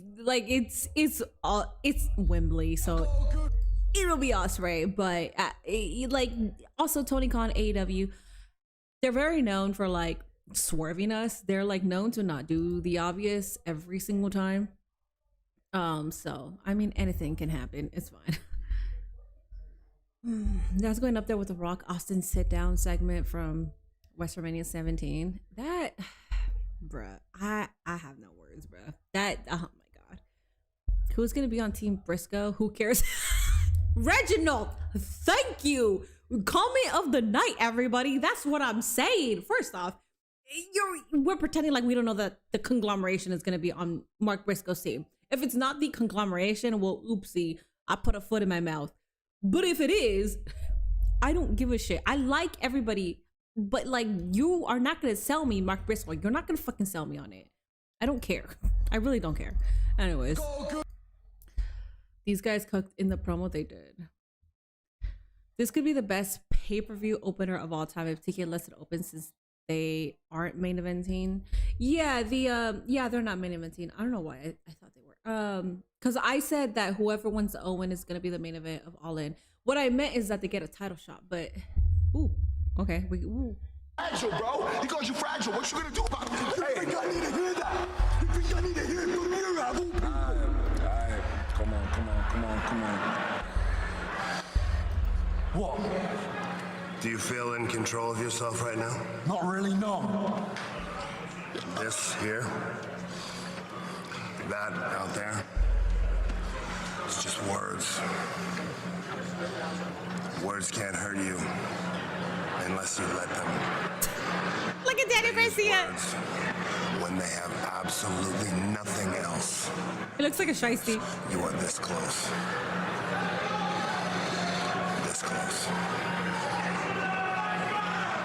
Do not lose control. Do not lose focus. It's just words, man. It's just words, man. Come on.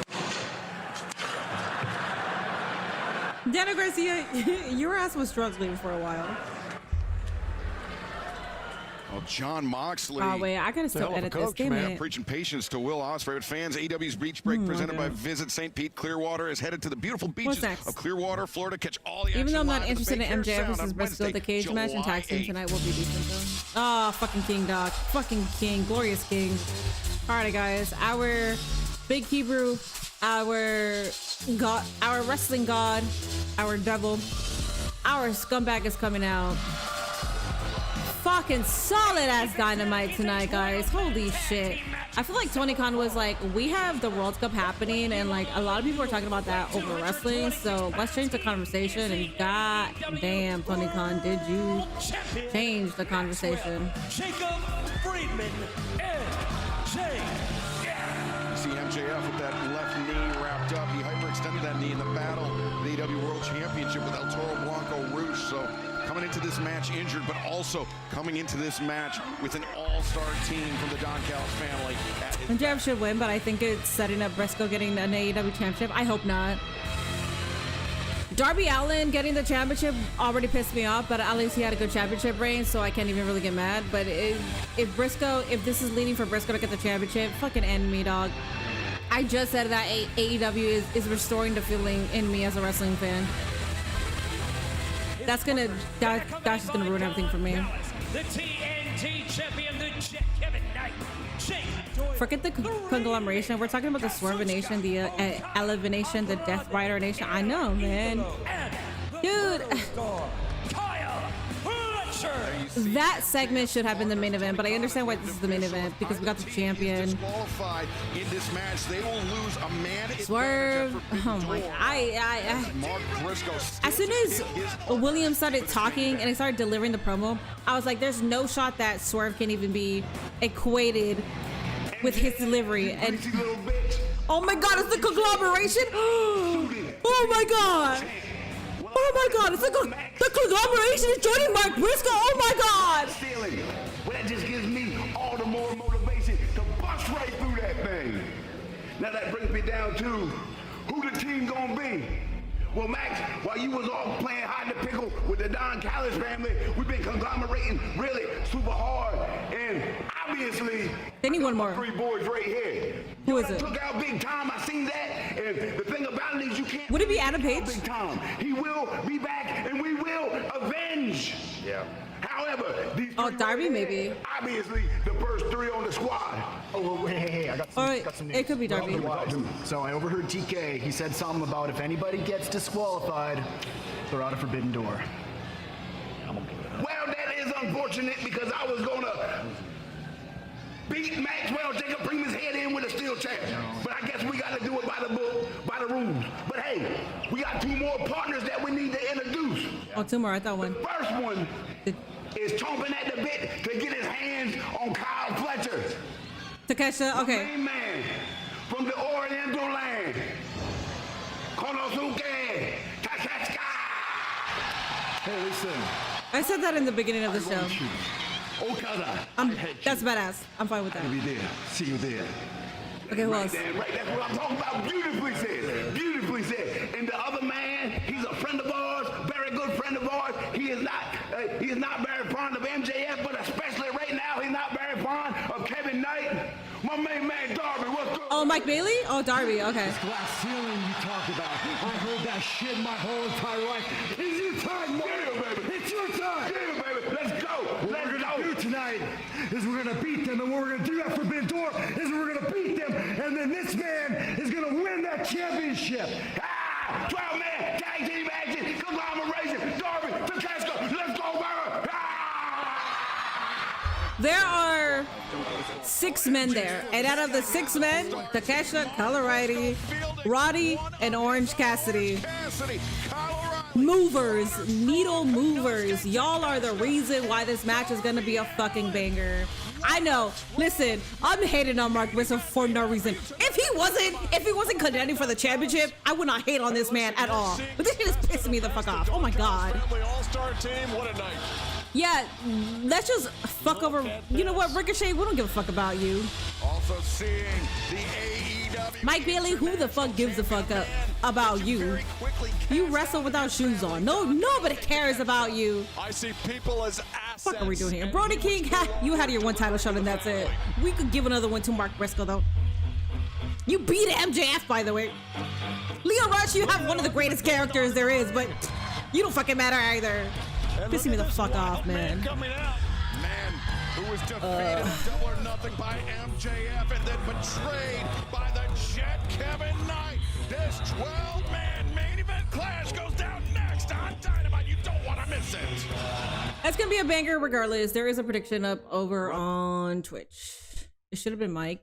Mike Bailey has issues with Kevin Knight, but having a Darby Allin is fine because Darby Allin has issues with MJF. That's fine.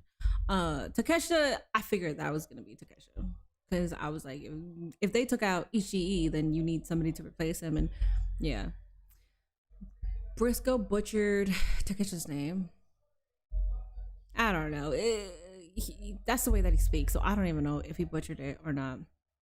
Sorry, I got preoccupied with something else. Bad Doll, if you could go back and watch the promo between Swerve and Will Ospreay, please go back and watch that shit. Oh my god. From the very beginning, because William is out of control. What he said in the very beginning is fucking hilarious. It kind of set the tone for for expecting greatness and excellence. No, I don't want him to get the championship either. I'm still hopeful for a triple threat match at All In. I don't know what the hell's happening, man. This match will still be decent. Oh, absolutely. I thought they were going to add Leo for some reason. Leo needs to be on Dynamite more. Pissing me off, man. So you want Leo Rush as champion, but Mark Briscoe is complete hate? Yeah, because Leo Rush has not had an opportunity yet. He has one of the best characters right now within all wrestling, where he's bringing in millions and millions of views every single time he does his Blackheart character, and people are talking about it on a weekly basis every single time they do it. Leo Rush has yet to even have his fucking moment. Leo Rush's moment hasn't even happened yet. Mark Briscoe has already fucking happened. What the hell, man? Jesus! Common sense here. I don't hate Mark Briscoe. If he wasn't a part of this title picture, I wouldn't say shit, but he is, and it's pissing me the fuck off. It should definitely be afforded to other people. She said Leo is better than Danhausen. Leo Rush's character is better than Danhausen's character, but I don't want to say that Leo Rush is better than Danhausen just because they're like Danhausen is more of a character than a wrestler in WWE. So it's not fair to compare the two. But as far as character work, I could compare that, and Leo Rush is better of the character.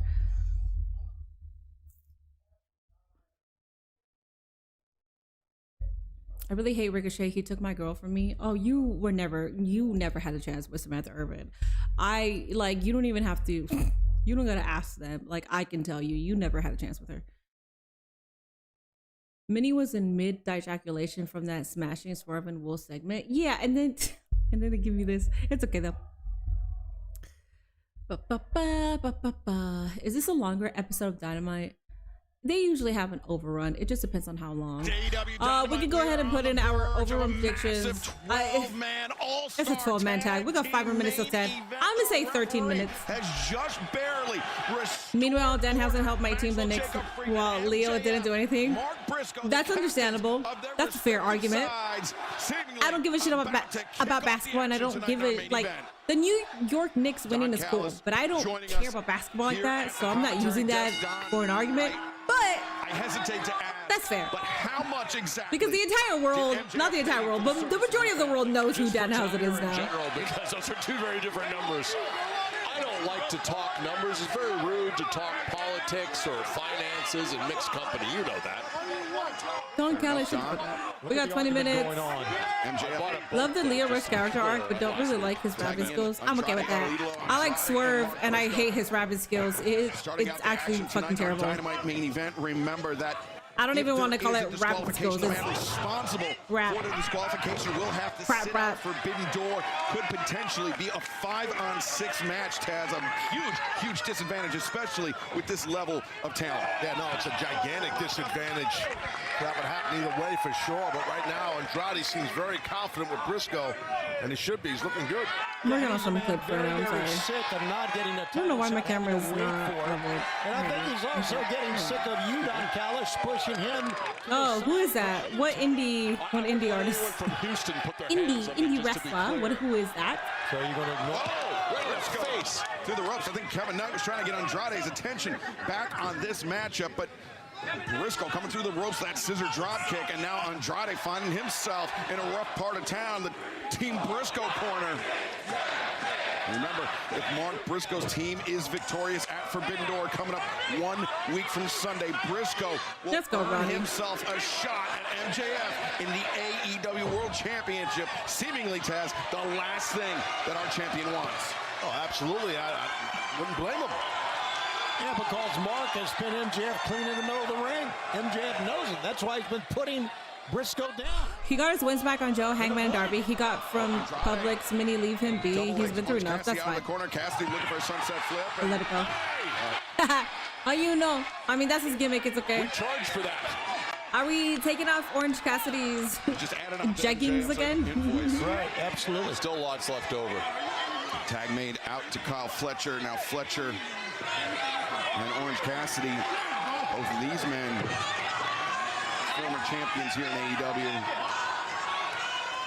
And now Kyle O'Reilly, he wants to tag in, of course. Orange Cassidy, Kyle O'Reilly, Roderick Strong, the current AEW World Trios champions.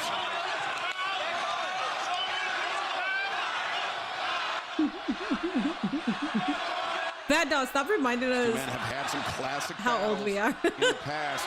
The crowd seemingly. We're hitting on Soros bars though.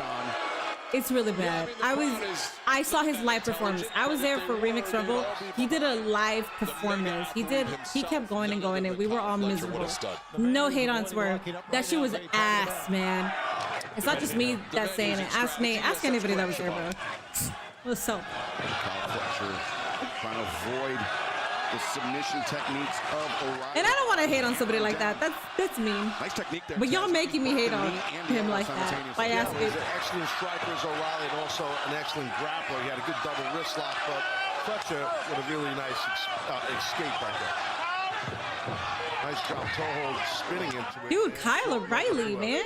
Front headlock, back to that. Do we know if Kyle O'Reilly ever had a match against Zack Sabre Jr.? I feel like they have, because they have the same type of in-ring psychology. Yeah, I would say so, sure. I definitely think so, yeah. I think we've just established it as canon that Taz's first name is Kyle. Never know. Look at this slam. Fletcher now loses control of O'Reilly. O'Reilly. The kicks, man. Oh, vicious kicks attacking the vertical base of Fletcher, the former TNT champion. Nice ankle pick there by O'Reilly. Insane. Yeah, and the ankle lock. It could end right here. He hit that low single. Kevin was there. Thank you. I was there and it was ass. I needed a drink to survive. Thank you, Kevin. And Kevin is not even a drinker like that. Inside and outside of the ring. The referee try as he can, losing control of this matchup. Okay, we got a brawl. I'm enjoying this. And O'Reilly on the outside. Inside the ring, Darby Allin, Jake Doyle. Oh, the grip. Low bridge, Doyle goes to the outside, Darby. Darby just too quick. And Orange on the move. All right there, Knight got taken out. There's a big pull. Oh my goodness, huge coffin drop. Wait a minute, here goes Takeshita. Oh, you beautiful Takeshita. Yeah, get all of the Don Callis family. You're getting your payback. Let's go.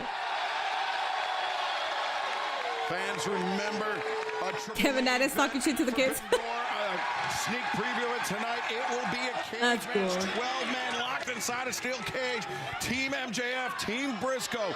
If Briscoe's team wins, he will. Roddy just pushed the fuck out of Kevin Knight. World Championship, and also Tony Khan. Big Hebrew in the middle of the ring. Yes, bask in the glory. It will be Bandito challenging John Moxley for the AEW Continental Championship plus Cope and Christian. Put their AEW World. Wait a second, Kevin Knight from behind again. Well, Kevin Knight knows that Darby Allin has had a plan. Look at that, Kyle Fletcher. Everybody wants Darby Allin. Stop him from becoming Jet 2 belts. Look at this. Oh, Don, things are breaking down. MJF could be looking for a refund. Don Callis, see what you did? When you favor one over the other, this is what happens, man. MJF side, who won to vie for that world title. I've got a lot of rock star athletes on my side. That's what I've got. Yes, you do. Cena is the truth only good rapper. Yeah, well, I like R-Truth. I think it's refreshing. But Cena is definitely goated. Thank you, Taz. That's because you're a great athlete. You understand that where these two don't. And Taz, it really worked out well for Takeshita and Okada. Takeshita, new AEW International Champion. Okada's fair. I understand what you're saying. Nothing adds Team MJF with the advantage as our main event rages on. Don't go anywhere. Open the door. A massive. Colombia's about to lose. It's not that we used to hearing. It's a remix of his OG theme, and it stinks so bad. AEW's Dynamite was awesome from start to finish. I give it a 10 out of 10. Absolutely. So we are 2 minutes overtime. I'm predicting a 13-minute overtime. Somebody says 17. Minnie, don't diss Swerve. He attacked Bobby. I'm not dissing Swerve. I'm dissing his rapping. Swerve don't know how to freestyle rap. That's why his bra was garbage. I don't even know. What? You mean bar? You wrote bra. Most wrestler rappers are ass. Look at Swerve. Look at Mercedes. Cena, though, he was good. Mercedes only rapped on her theme, but she's not like a rapper. AJ Francis raps. Leo Rush raps. I think Chris Bay also. Yeah, he does because he was performing. But he was performing like at 2 or 3 in the morning. And I was like, I gotta go. According to Cage Match, Zach and Kyle had a match on Dynamite in 2024. Interesting. Okay, so I was actively watching it and I don't remember that match. Damn it. Okay, thank you. They also had multiple matches in the Indies. Okay, interesting. Montez Trick, I guess not. Montez Ford raps? Trick, I've seen a couple of tracks. We got 15, 16. Still hoping for Speedball versus Kevin at Altland. I hope so too. What's up, Ozzy? Leo does rap, yeah. I don't know his. I haven't seen his set, so I don't know. What other wrestling shows you watch other than WWE, AEW? I watch a lot of different kind of wrestling on my Patreon, so it can branch from Stardom, New Japan, GCW, MLW, CZW, just like Triple. Oh, I watch Triple A, but that's under WWE. Old school TNA matches. It's like progress. There's a lot of progress because there's a lot of Gunther and Ilya matches that Ian posts, which I appreciate. Yeah, it's just I watch a whole round of different matches, which by the way, I will record for Patreon tomorrow. I apologize. I have not recorded in 2 weeks, which is not like me at all. I'm sorry. I was so tired after working Friday and Saturday and doing the show and then coming back Sunday and then yeah, I'm sorry. I will start recording. Tez raps? Really? I didn't know that. Back to AEW Dynamite live on TBS and HBO Max. A massive all-star 12-man tag team match. Team MJF, along with the Don Callis family, Kevin Knight, Jake Doyle, Kazuchika Okada, Kyle Fletcher, and Andrade El Idolo, taking on Mark Briscoe, Orange Cassidy, Kyle O'Reilly, Roderick Strong, Konosuke Takeshita, and Darby Allin. And Orange Cassidy getting worn out in the corner of Team MJF, Taz. Just because you're black doesn't mean you should rap. Wait, that was a bar. That was a bar. Hey, also, somebody said that. Okay, I didn't say that. Jake Doyle's a stud, I'm telling you. I feel like a hater could clip that and be like, "She's so racist. Did you listen to what she said?" The arm of Orange Cassidy. Clip the Mexican joke I did, and then you know what? Y'all got it. As MJF. Oh, wait a second. Orange Cassidy. Uh-oh. Backfired. Here's MJF. This is backfiring on the world champion. That's funny. No, Doyle doesn't realize what happened. Yeah, he didn't realize it. He thought he had Orange Cassidy's arm. That's why I said earlier, you got to be careful when you have your back turned doing moves like that. That was funny. Who are you doing it to? Andre with a big smile on his face for that. Watch out. Orange Cassidy tags in Roderick Strong. Sends MJF face first into Doyle. Now Kevin Knight looking to take flight. Strong ready for it. Backbreaker. Kyle Fletcher gets caught. Another backbreaker. This time for Fletcher. Okada swinging a miss. Roderick Strong. Wow, that's impressive. Massive mat return. Roderick Strong is something else, gentlemen. He's a pleasure to watch. He really is. Roderick Strong pulling Kevin Knight back into the ring. Orange Cassidy still a bit dazed after the abuse he took from Team MJF, and now taking a little more abuse from his own partner. And in comes Andrade. Down goes Andrade, courtesy of Orange Cassidy.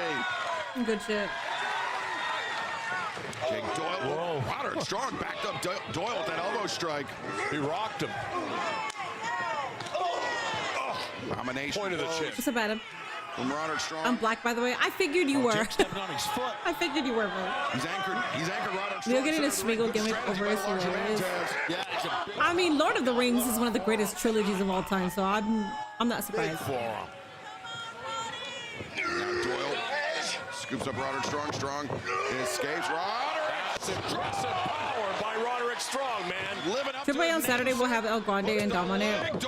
I'm gonna be live for Triple A. I don't have anything. I'm trying to pick up shifts. I did apply for one on Saturday, but I don't think I'm gonna get it. Always will trump size. That one pays $26 an hour. So if I get it, I have to go. I don't think I'm gonna get it though because they would have approved me. Scooped up Roderick Strong, shoulder breaker on Strong. In comes Kyle O'Reilly. O'Reilly, those middle kicks. Doyle though, big elbow. O'Reilly. I like that sign. More Kyles. Legs is Kyle O'Reilly. No. Comes back, leaping knee strike. Doyle goes down to a knee. We know that you're white, Ian. We know that you're white. You're a vanilla ice cream cone who wants a chocolate drizzle on top. We are very understanding of who you are. Darby Allin peppering the jaw of Andrade El Idolo. Big elbow strikes. Andrade against the ropes. Nicely done there. Down. Oh, Dio de los Muertos from Andrade. Man, I can't wait until Andrade gets his championship. Man. DDT spikes Andrade. Orange unsteady on his feet. Okada ready. No, Okada turns things around. Boom! Stone pile driver from the Rainmaker. Takeshita's in the ring here with Okada. Takeshita the windup. Rainmaker, no. Rainmaker blocked. And Takeshita knows all about the Rainmaker. Shot from behind by Kyle Fletcher.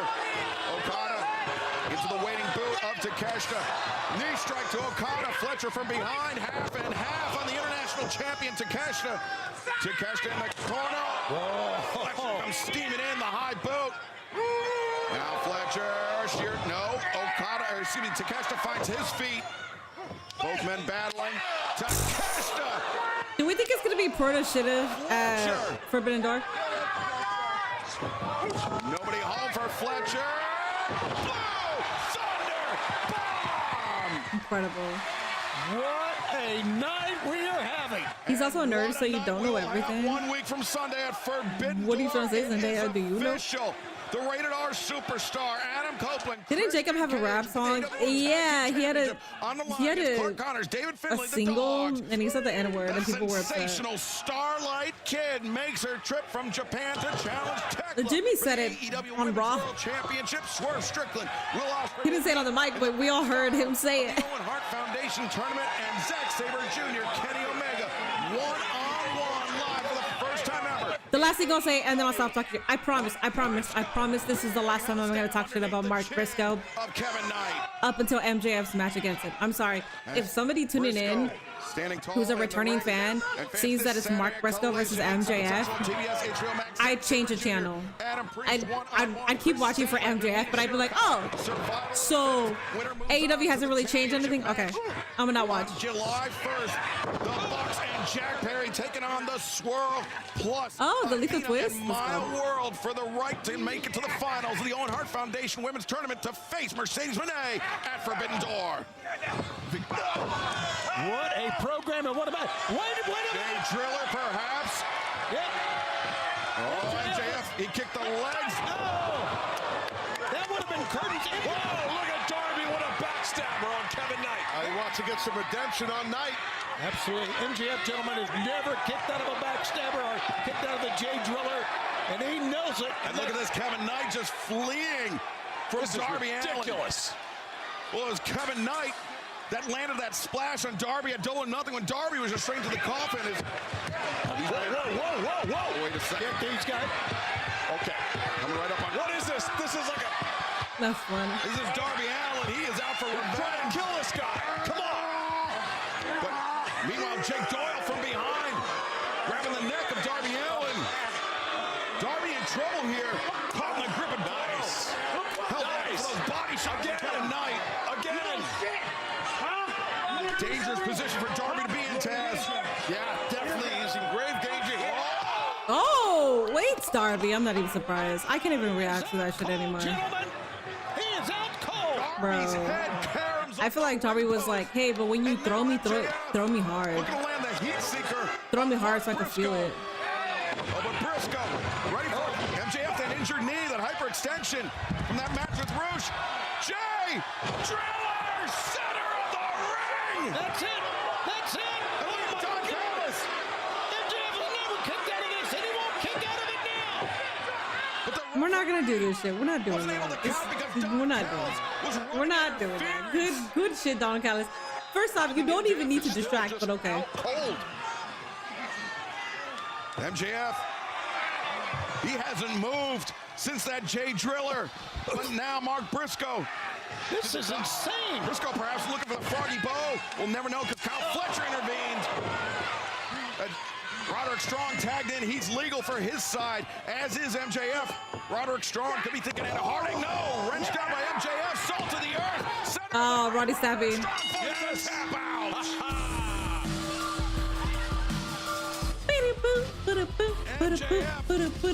Salt to the earth. Enzo, I believe, has a political far right rap song out there. There was what is that artist called? He like raps. He had a rap song too. Enzo Mori was in it, Lacey Evans, and I think Jake Hager. Oh no, it was Scotty Tuhati. This is beautiful. I'm gonna go join in. Please do. Hope you get a straight shot in the head. Don Callis, who's already had his thumb on the scales in this match. Darby Allin.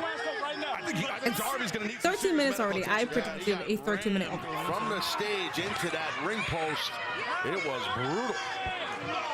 And now, Team MJF targeting Mark Briscoe, the last man that MJF wants to see challenge for the AEW World Championship. Can you imagine these men in a steel cage? Now you know how crazy that's going to be. And it will be anything goes inside the steel cage at Forbidden Door 1 week from Sunday. And MJF, of course, with that dynamite diamond ring. Yeah, listen.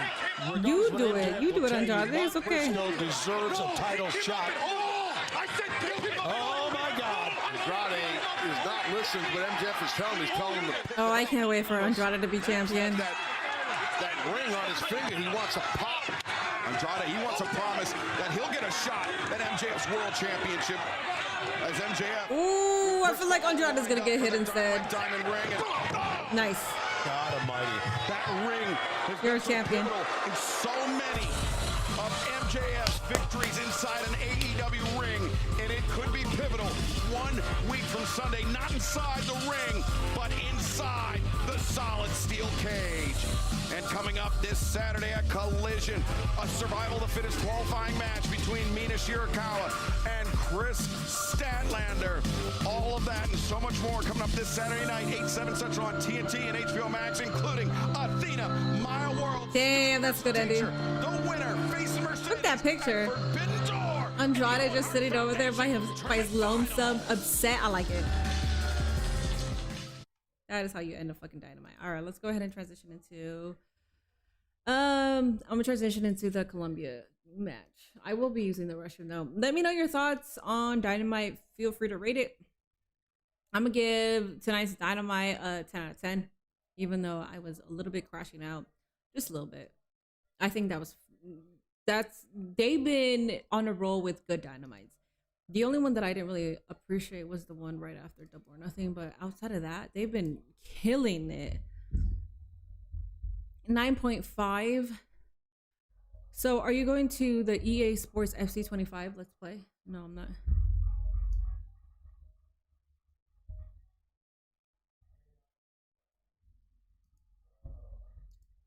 .75, 8, 9, 8, 9, 9, 9, 10, 8.7. These are all pretty good ratings, and it's for a reason, man. They truly delivered.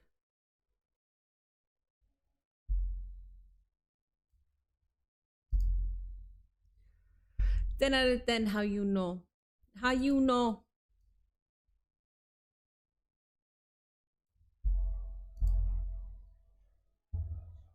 Nine out of 10, nothing like the fourth Dynamite after.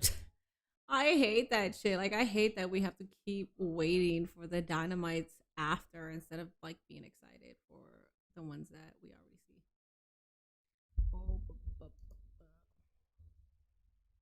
Matilda out of 10. I don't know what that means. I think I watched what Matilda. I don't know what that means. I think I saw it. Is that the one with Hagrid, like the lady, like the teacher?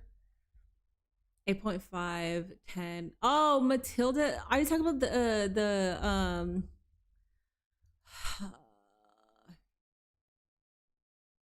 Bulldogs? Bulldog? The British Bulldogs? Bulldog? Is that what you're talking about? Yeah, you are talking about that. I thought you meant the movie. Team MJF is winning at Forbidden Door. At Forbidden Door, it's not. Is it a 12v12? I thought they haven't announced MJF's match. 8. I thought they haven't really said it yet.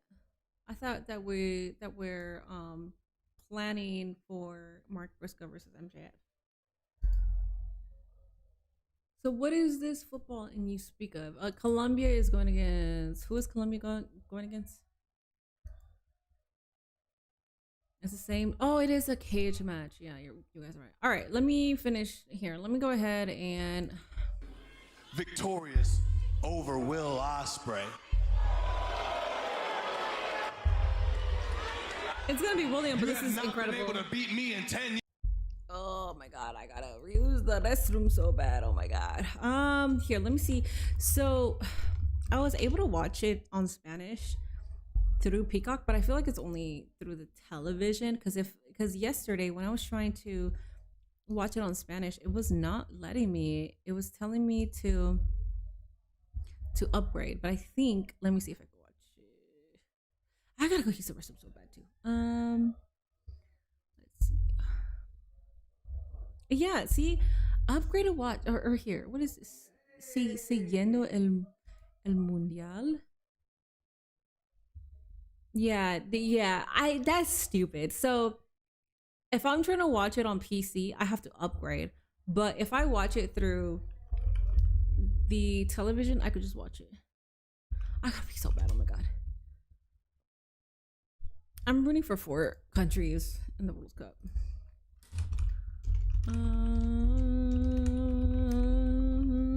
I want to have sound playing before I go.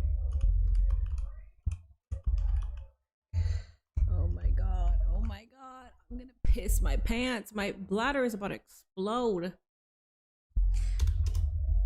Jesus. 20th minute.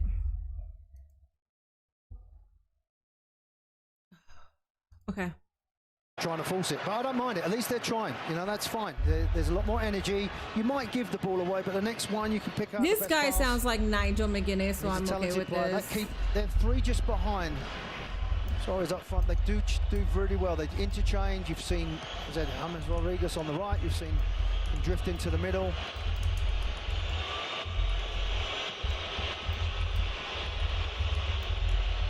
All right, let me do this. Oh my God. I would just keep the ball now. I don't mind the fans whistling. Just keep the ball. Try and bring them out. They're not particularly a team that want to press Colombia. They have to sit off and wait for you to hit it long. They haven't got lots of pace and energy to close down. So you can break that press. And now all of a sudden you're facing their goal. So that's fine. He's a teenager. I mean, you haven't got the likes of Mbappe trying to close you down on them players. You can have a little bit more time because you know they're not very mobile.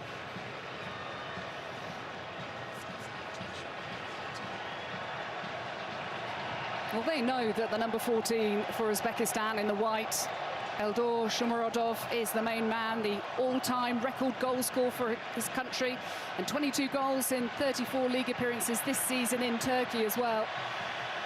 They're trying to cut off the supply line from Faizalayev. He hasn't had a great deal of service as yet.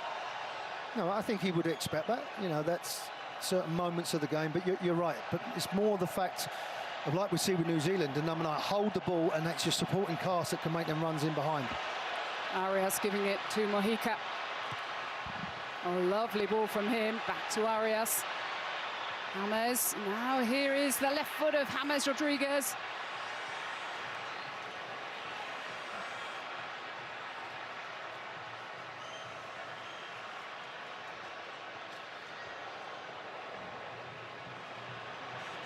Luis Diaz.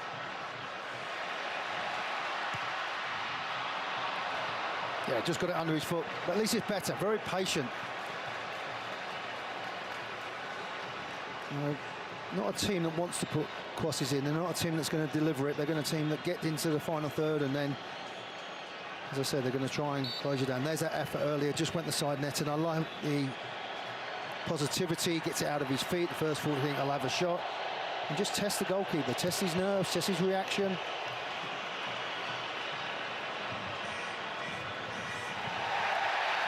And Karimov wasn't giving up on that. Alrighty, we are back with some enthusiastic. But it's a silly one to give away. We are 0-0, 22 minutes in. I am watching it on. We're going to battle. We're going to fight for everything. Well, here is the hydration break. Boss put me in a headlock today, and when I went to go to HR, I tripped. Wow, the decibel levels inside. Little did I know I needed. We'll be back in just a moment. After this match, all 48 countries will have played eczema flares. One match. Never nice. show up at a good Thank you for time. that stat. But with Abgliss, let me go ahead and mute that. Go to the bathroom then. I did. I was trying to quickly post a clip and also had to get the game set up, so I didn't have to do that when I got back. Couch toilet is insane. Who said couch toilet? Huh? Guys, if you are here on YouTube still, please like the live stream. Oh, we could do a prediction for the match, actually. I could do it.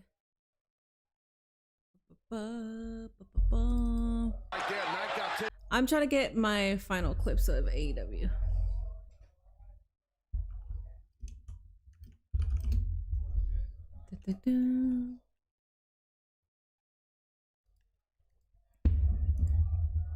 I just don't like worrying about things after stream because then I have to stay up for like 3 more hours to do this, to do all this shit. Ooh, your request's gonna be processed. Ooh, was I doing it too fast? My bad. I probably did it too fast. Or wait.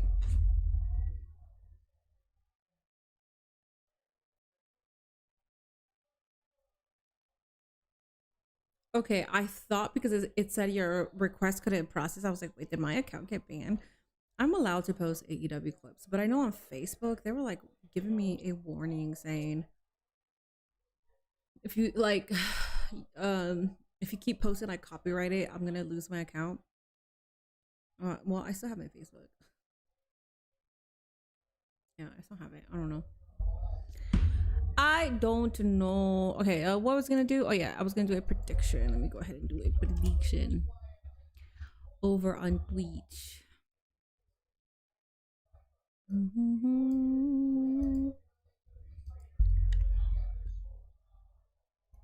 We are back. That was just a hydration break, so we're back. In particular, Nestor Lorenzo has been really getting into his players in that break. What do you reckon he said to them, Warren? Well, remember what game it is, you know, how many people have come to watch it. He got the whole group and even all the subs together, real collective unit, just to make sure how important it is to get off to a good start. On the other hand, Uzbekistan, the coach just pulled the back five away. How do I even spell Uzbekistan? Drilling them in, making sure they're switched on. I'll just put Uzbi. Concentrating on what they're doing and remind I don't know how to do it. Or Colombia. But particularly the two wing backs. I don't really know how Uzbekistan plays, so I can't really tell you who to vote for here. 5 players. I'll do it for 15 minutes. The importance of this game. I don't think that would surprise you. Wait, why can't I? Oh, here it is. Is that? Oh. But is it possession with a purpose?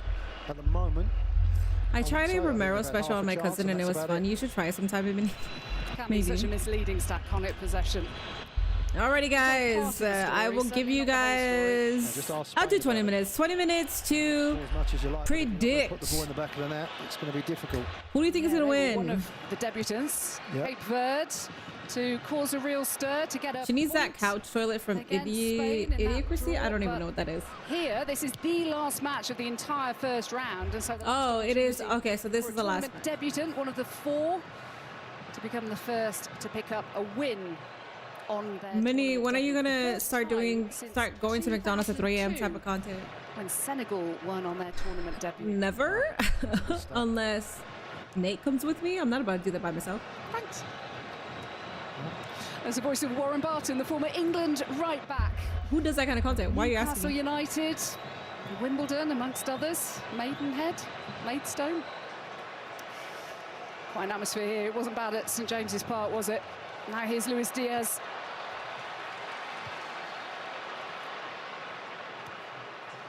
Not too much on that for Daniel Munoz. Okay, so Colombia, I'm assuming is trophy with his international blue and Uzbekistan is white. I'm assuming. We've done that a few times. Hit a diagonal ball, and with the altitude. That's Colombia with the blue and the yellow. Still, as much as we said they should be used to, maybe they're not. You know, because if you ever need clickbait, all you need is some of the stickers on the Discord. And the only thing I know about Uzbekistan is that Borat thought that they were assholes. Oh, I know that. Goes further. That's good play again. Nice, neat, incisive. I'm looking for Shomurodov again. Here he is. Talking of atmospheres, he and Faizalayev will certainly be used to some vibrant atmospheres in the Turkish league, it's fair to say. Judged to have handballed that one. Guys, there is a prediction over on Twitch. Uzbekistan, Colombia, or DQ. You have like 18 minutes left. YouTube, you can go on Twitch to make predictions. Vote in all of your minis. It is fun when you do that.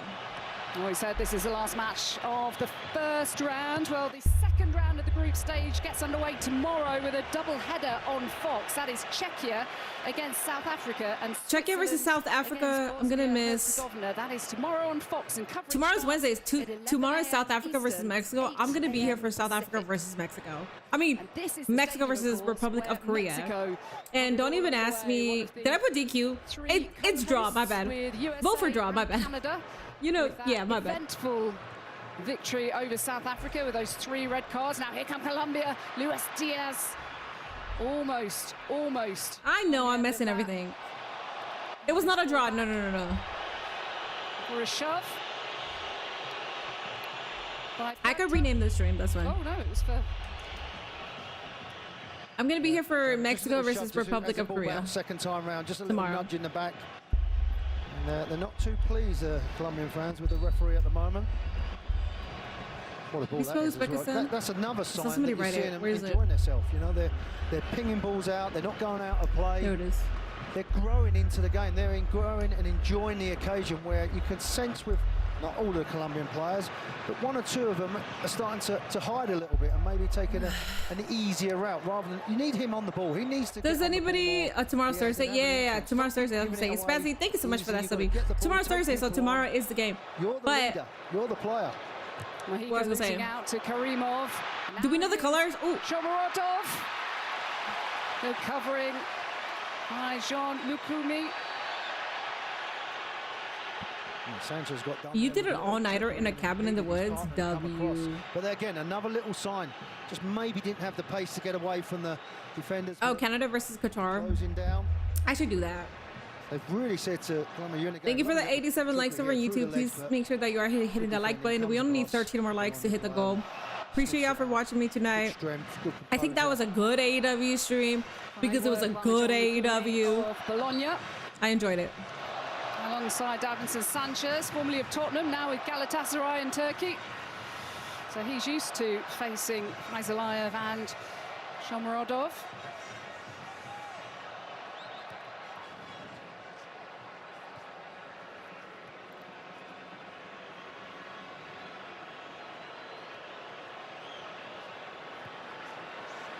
Daniel Munoz. So I think he's got to deliver it there. Just do it once or twice. I've been there as a forward. Put the ball in. You know, just because that diagonal, but that's not working at the moment. Luis Diaz did not want it round his head. He wants it to his feet. It's a good race. You know, you may not be a team, Jackie, that wants to put the balls in. You haven't maybe got a striker that's going to get, but you just got to ask different questions because at the moment it's so predictable. Here's John Arias. He has looked one of the likelier players to unlock the defence. Luis Diaz going for no! Oh, I know they're so angry right now. That was so close. Idiocracy is a movie made in 2005, but the story has an uncanny resemblance to the current state of the world. Interesting. I would be so unfortunate. Like, I would be so devastated if that was me trying to score. That's what they need. Just movement. That means I almost got it in, but I hit the goalpost. Doesn't move, and unfortunately doesn't really catch it as well. It's a difficult angle from there, but just maybe a touch. And look at that, look at the look in his eyes, and just bounces straight back to him.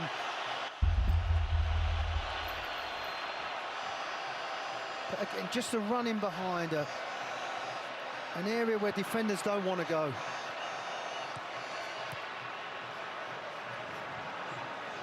Mama said, foosball is the devil. Yeah, Czechia versus South Africa tomorrow. Slightly overcooked from Lerma. I'm not going to be here.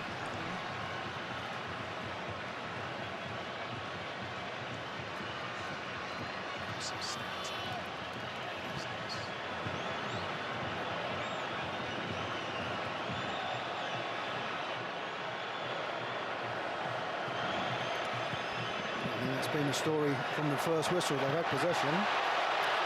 Luis Diaz on the charge again. Ooh, oh! Well, he's taken out. You gotta do what you gotta do, man. To have injured his ankle in that challenge. He was really. This is an AEW. We just finished watching AEW like 20 minutes ago, okay? These spots are seen in AEW. But he's got a yellow card out.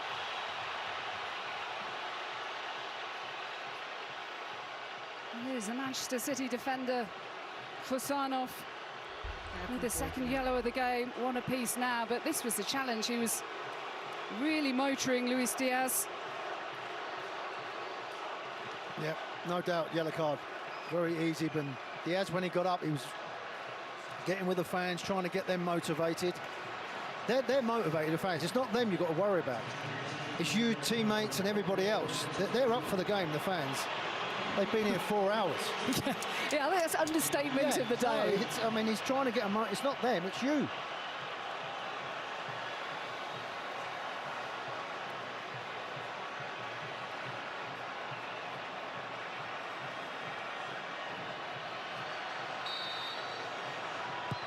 James Rodriguez.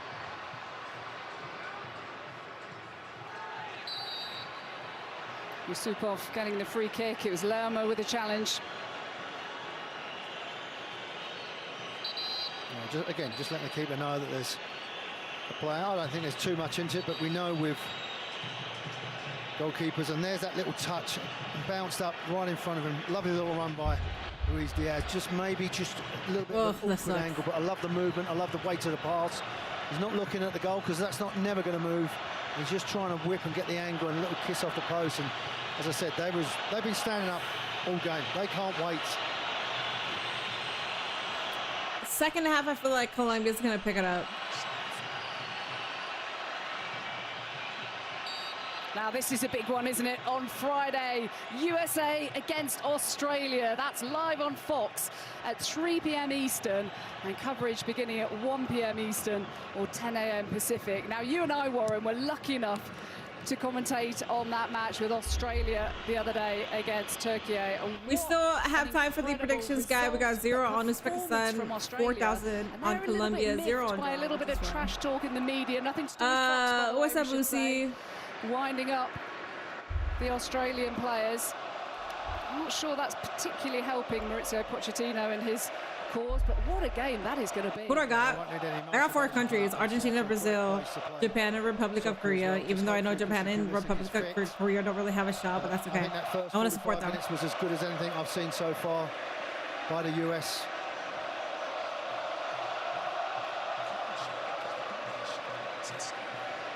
It's like 4 customers today. No, it's Friday, and they're testing me. It's your Friday, yeah. By the way, the cameraman is still down injured when he was taken out by that. He is? Oh my gosh. He's selling the fuck out of that. A few moments ago. He's still AEW, pick him up. Being looked after by a colleague at the moment, but he looked to have really hurt his ankle as play continues, and Colombia again looking to try to work an opening. Having just hit the post a few minutes ago.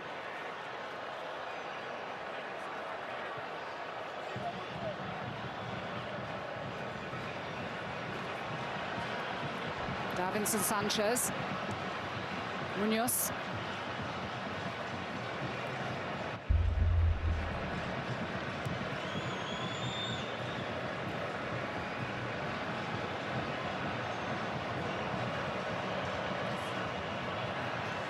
Away by Moscovoy.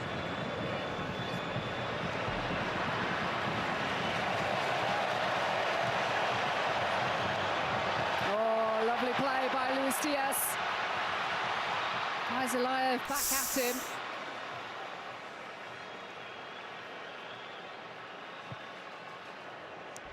Shomurodov.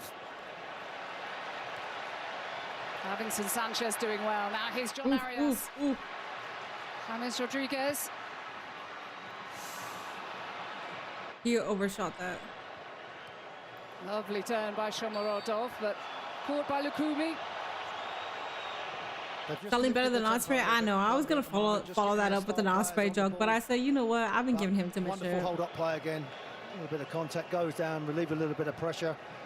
Cardi, I'm impressed with the crowd since this is Mexico City. I was wondering how the crowd would be. Just how he feels. I figured they would go for Colombia. Have really influenced the game. You know, he knows the expectation to wear this shirt and to be in that environment. And I feel just the front 3, 4. I'm glad that Cardi put it on Cavs because, as I would have heard, but I'll be interested to see what he. This isn't new information. Like it's not like 2018, 2019. Like I feel like it's more than well known that you can't show certain stuff. When I show AAA on Twitch on Saturdays, I get asked multiple times, wait, can you show this? Like, it's fucking known that you can't show it. So if you come in here, show match, you're fucking banned. Fabio Cannavaro. It's enough. 52 years of age these days, and we'll have the halftime show coming up with Jules and the gang, Juan Pablo Angel and Javier Hernandez, Chicharito. Interesting how to get on the show tonight with James as well. That would be an interesting duo.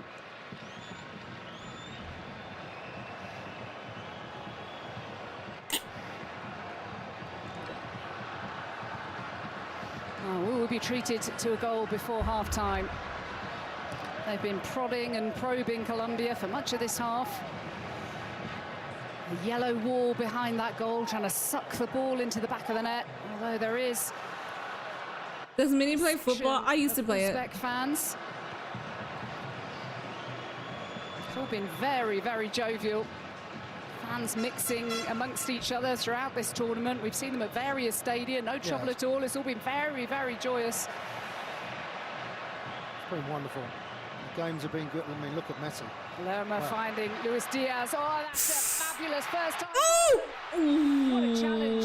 Ooh, you guys still got the ball. You guys still got the ball, though. Come on, come on, come on. Come on, Colombia. From the left. And still they come again. Luis Diaz. Oh, yes. Goal.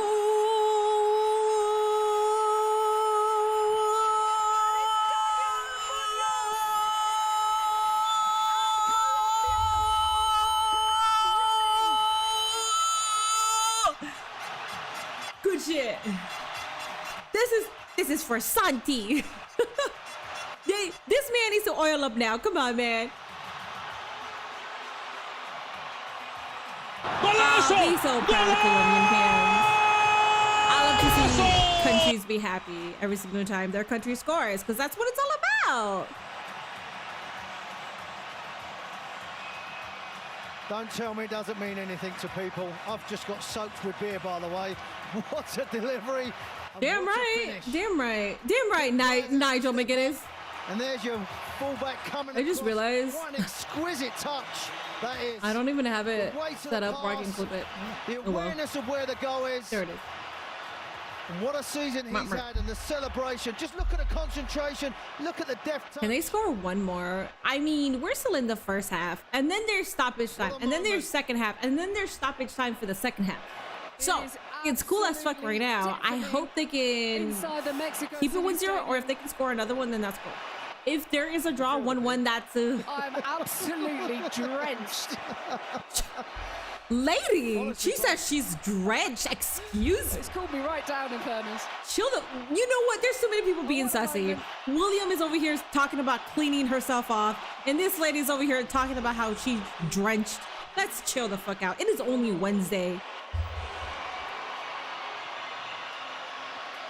They've had almost 2/3 of the possession. They've had 4 attempts at goal, and finally they've made one count after kissing the inside of the post a few moments ago. FIFA needs to hire you. I'm saying, man. I know. Can we talk about CR7 fraud alert? 9 times. I wonder if they heard. All I gotta say is we already know who the GOAT is, so I don't know why there's an ongoing conversation as to who the GOAT is. Right now, actively, I feel like we all know who that is. And you see that. Of all time, I mean, you could talk about Pele and Maradona and all that, but like, what are we doing here? Why is there a conversation? After that, he sold you $600. Portugal and DR Congo. That's your fault. That's a skill issue. Messi had laid down. I would not pay for a Portugal match, so that's a skill issue on your part. Scored, and Messi just said, "You think you're doing well? I'm going to get a hat." The Telemundo guy's goal call was epic. He said goal, then said Colombia 6 times fast, and goal again. I know. So PC's kind of stupid because, I was talking about it earlier, on Peacock, you can't watch the matches in Spanish, but on the TV you can. I'm thinking of still paying to upgrade for my PC, just because we still have a lot of games that I want to watch. And I, like, right now, I could watch it in Spanish. I don't need to clip anything. You get what I'm saying? So trying to score. I think a lot of people on the outside have been saying that, neutrals. There's another question. No one like dead ass after today's game. That shit was so bad. And he knows, he would have made. What I like about me hyping up Messi, too, like, people know who Messi is. People understand that he's been talked about as a GOAT. What I like about watching the first Argentina game is, to the people that are just tuning in, when you hear Messi's a GOAT and then you see how he played, you're like, oh, I can see why he scored the GOAT. No one in the entire cup so far has played like Messi. Mbappe, okay, but I mean, it took him the second half to like pick it up. Messi immediately. The way that they played, and he scored. It was offside, but it's okay. And then he had 3 more in him because of what he's done and what he's achieved. Easy. And the expectation. But don't write him off at your peril, Ronaldo. He's got a way of having the last word. Well, it's not how you start a World Cup; it's how you finish it. Mind you, I love the way England started. Now there's a freedom, now there's an enjoyment, now there's a purpose of what they're doing, Colombia. Just how goals just change environments. Your peacock is in Spanish, it's way better news. I know. Getting it back. Munoz, now Puerta.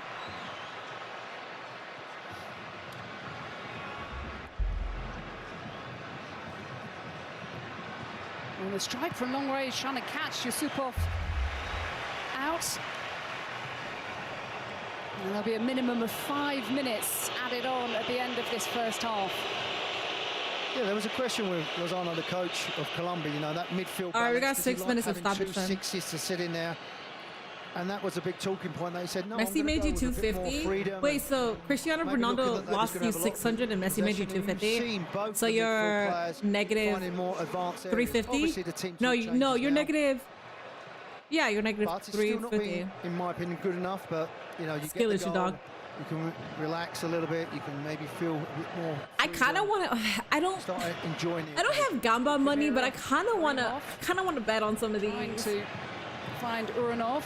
Certainly not going to write off Uzbekistan. I mean, as long as there's only 1 goal in it. And certainly they have a fine goal scorer as well in Shomurodov. Confirmation. Wait. Yeah, I love the touch. Onside there from Munoz. You know, as a fullback, you're coming across, and it's actually a difficult angle. And I'm kind of confused why that was onside, but Messi's shoulder was offside. When a little bit of his hand was there. I'm so confused by that. Faisalayev with the corner for Uzbekistan. They miss it from Karimov. Oh, they are playing aggressive. From Luis Diaz and Nestor Lorenzo right next to that incident. It was just on the edge of his technical area, absolutely fuming at the officials. He's telling them to sit down. Not 1 goal, not 2 goals, but 3 is cinema. Yes, exactly. For the players of Colombia, you can't get involved with the referee. You can't influence the game. He made it very clear early on in the first 1 or 2 minutes, Taylor, the referee, that he was going to let it be physical. He was going to let it going to be a strong game, a physical game.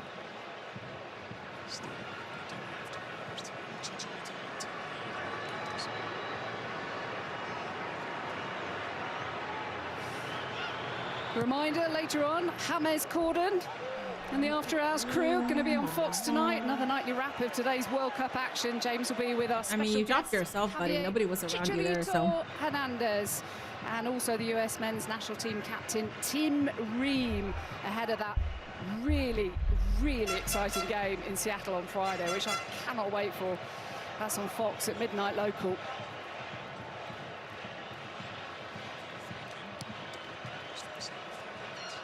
It was a thrilling first half, in particular of the USA's first game against Paraguay. Really good start to the tournament. Oh, they'd love to top their group. And the layoff from Suarez and from Munoz. Now Puerta, the Racing Santander midfielder. It's going to come as far as Luis Diaz, the Bayern Munich man.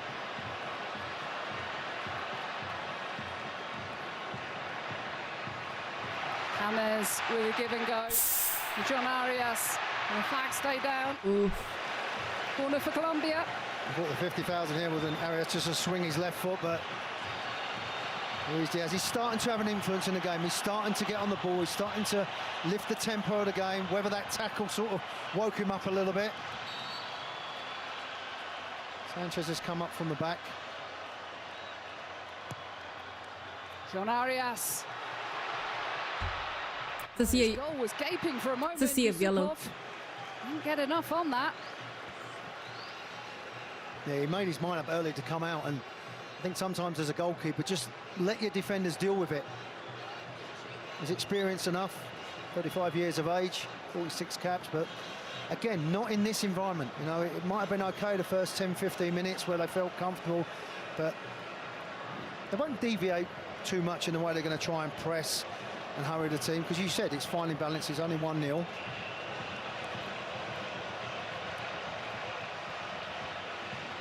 look how they're double and triple teaming him, actually. You know, not only has he got one defender to go against, he's got 2 or 3.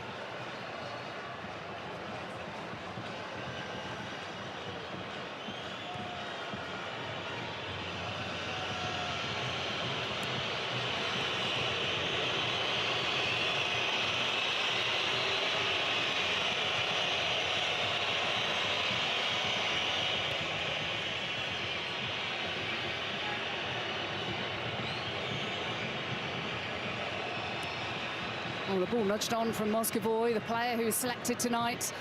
That guy looked like Mr. Beast. Offensive than the regular midfield that they tend to have, the coach being seen as... All right, the first half is over. We have a 15-minute break, and then the second half will come. They got their goal. I don't really know how much movement there has been. I think I saw Uzbekistan not having that much possession. Let me look at the stats. Stadium. Can they maintain? Colombia has had 72%. They've had 72% possession. Uzbekistan has 28. Uzbekistan has yet to even try to score. Uzbekistan has had 1 corner kick. Colombia has had 2 offsides. Damn, but they've had 9 fouls. That's crazy. 1 yellow card. There's this stupid little like fruit fly bug that is bothering the fuck out of me. That's like right here. Well, hopefully the game picks up on the second half. I think it will, because Colombia just scored, and I think coming in the second half after they talk it out with their coach and all that stuff, it'll get better for sure.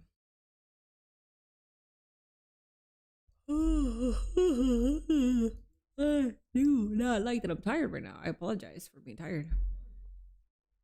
I'm watching Mexico versus the Republic of Korea tomorrow, and I am rooting for the Republic of Korea. I am definitely not rooting for Mexico. Okay, that's better.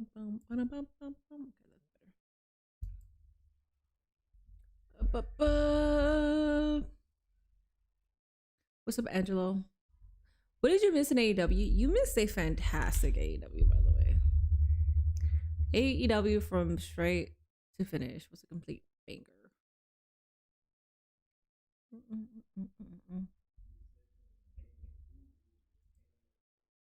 Bum, bum, bum, bum, bum, bum.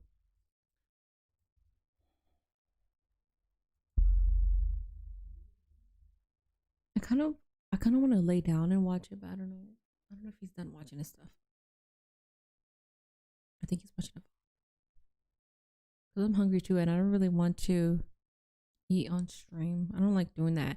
Not because I'm like embarrassed or anything, but just like I don't like doing that.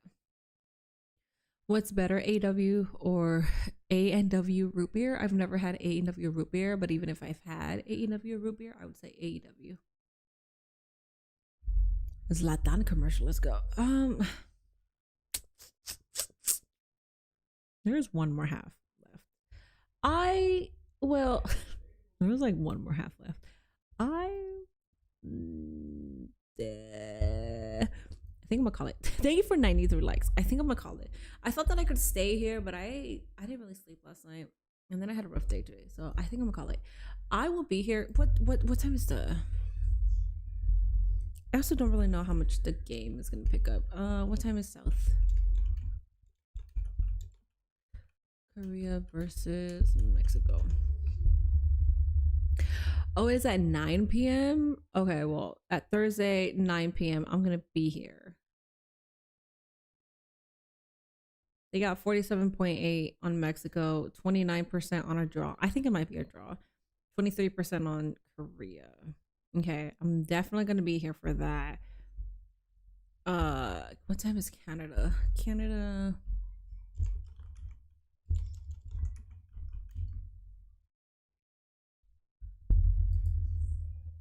At 6. Okay, so that means I would have to get early.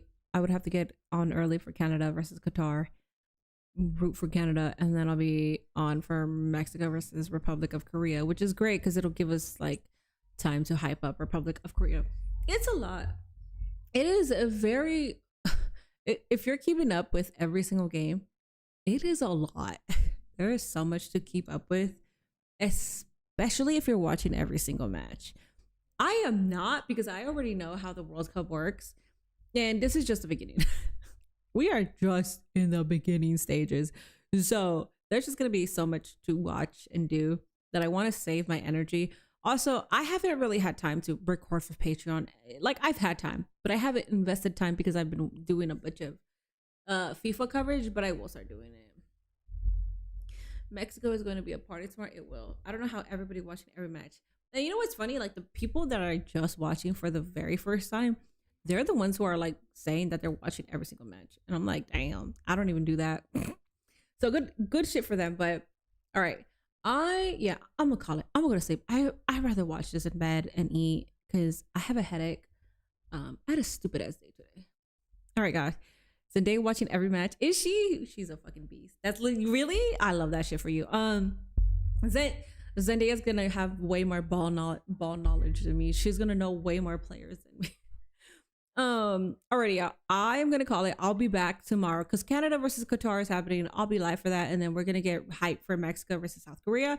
I'm rooting for Republic of Korea. I keep saying South Korea because 4 years ago it was South Korea, not Republic of Korea. So I keep fucking it up. And the night it kicks me. It's a lot. It's a lot. All right, y'all. I will see you guys tomorrow. Tomorrow should be fun, and it should be way more animated since I'm not like tired. But anyways, all right, y'all. I will see you guys tomorrow. Have a like a blister. Have a good night, everybody. Good.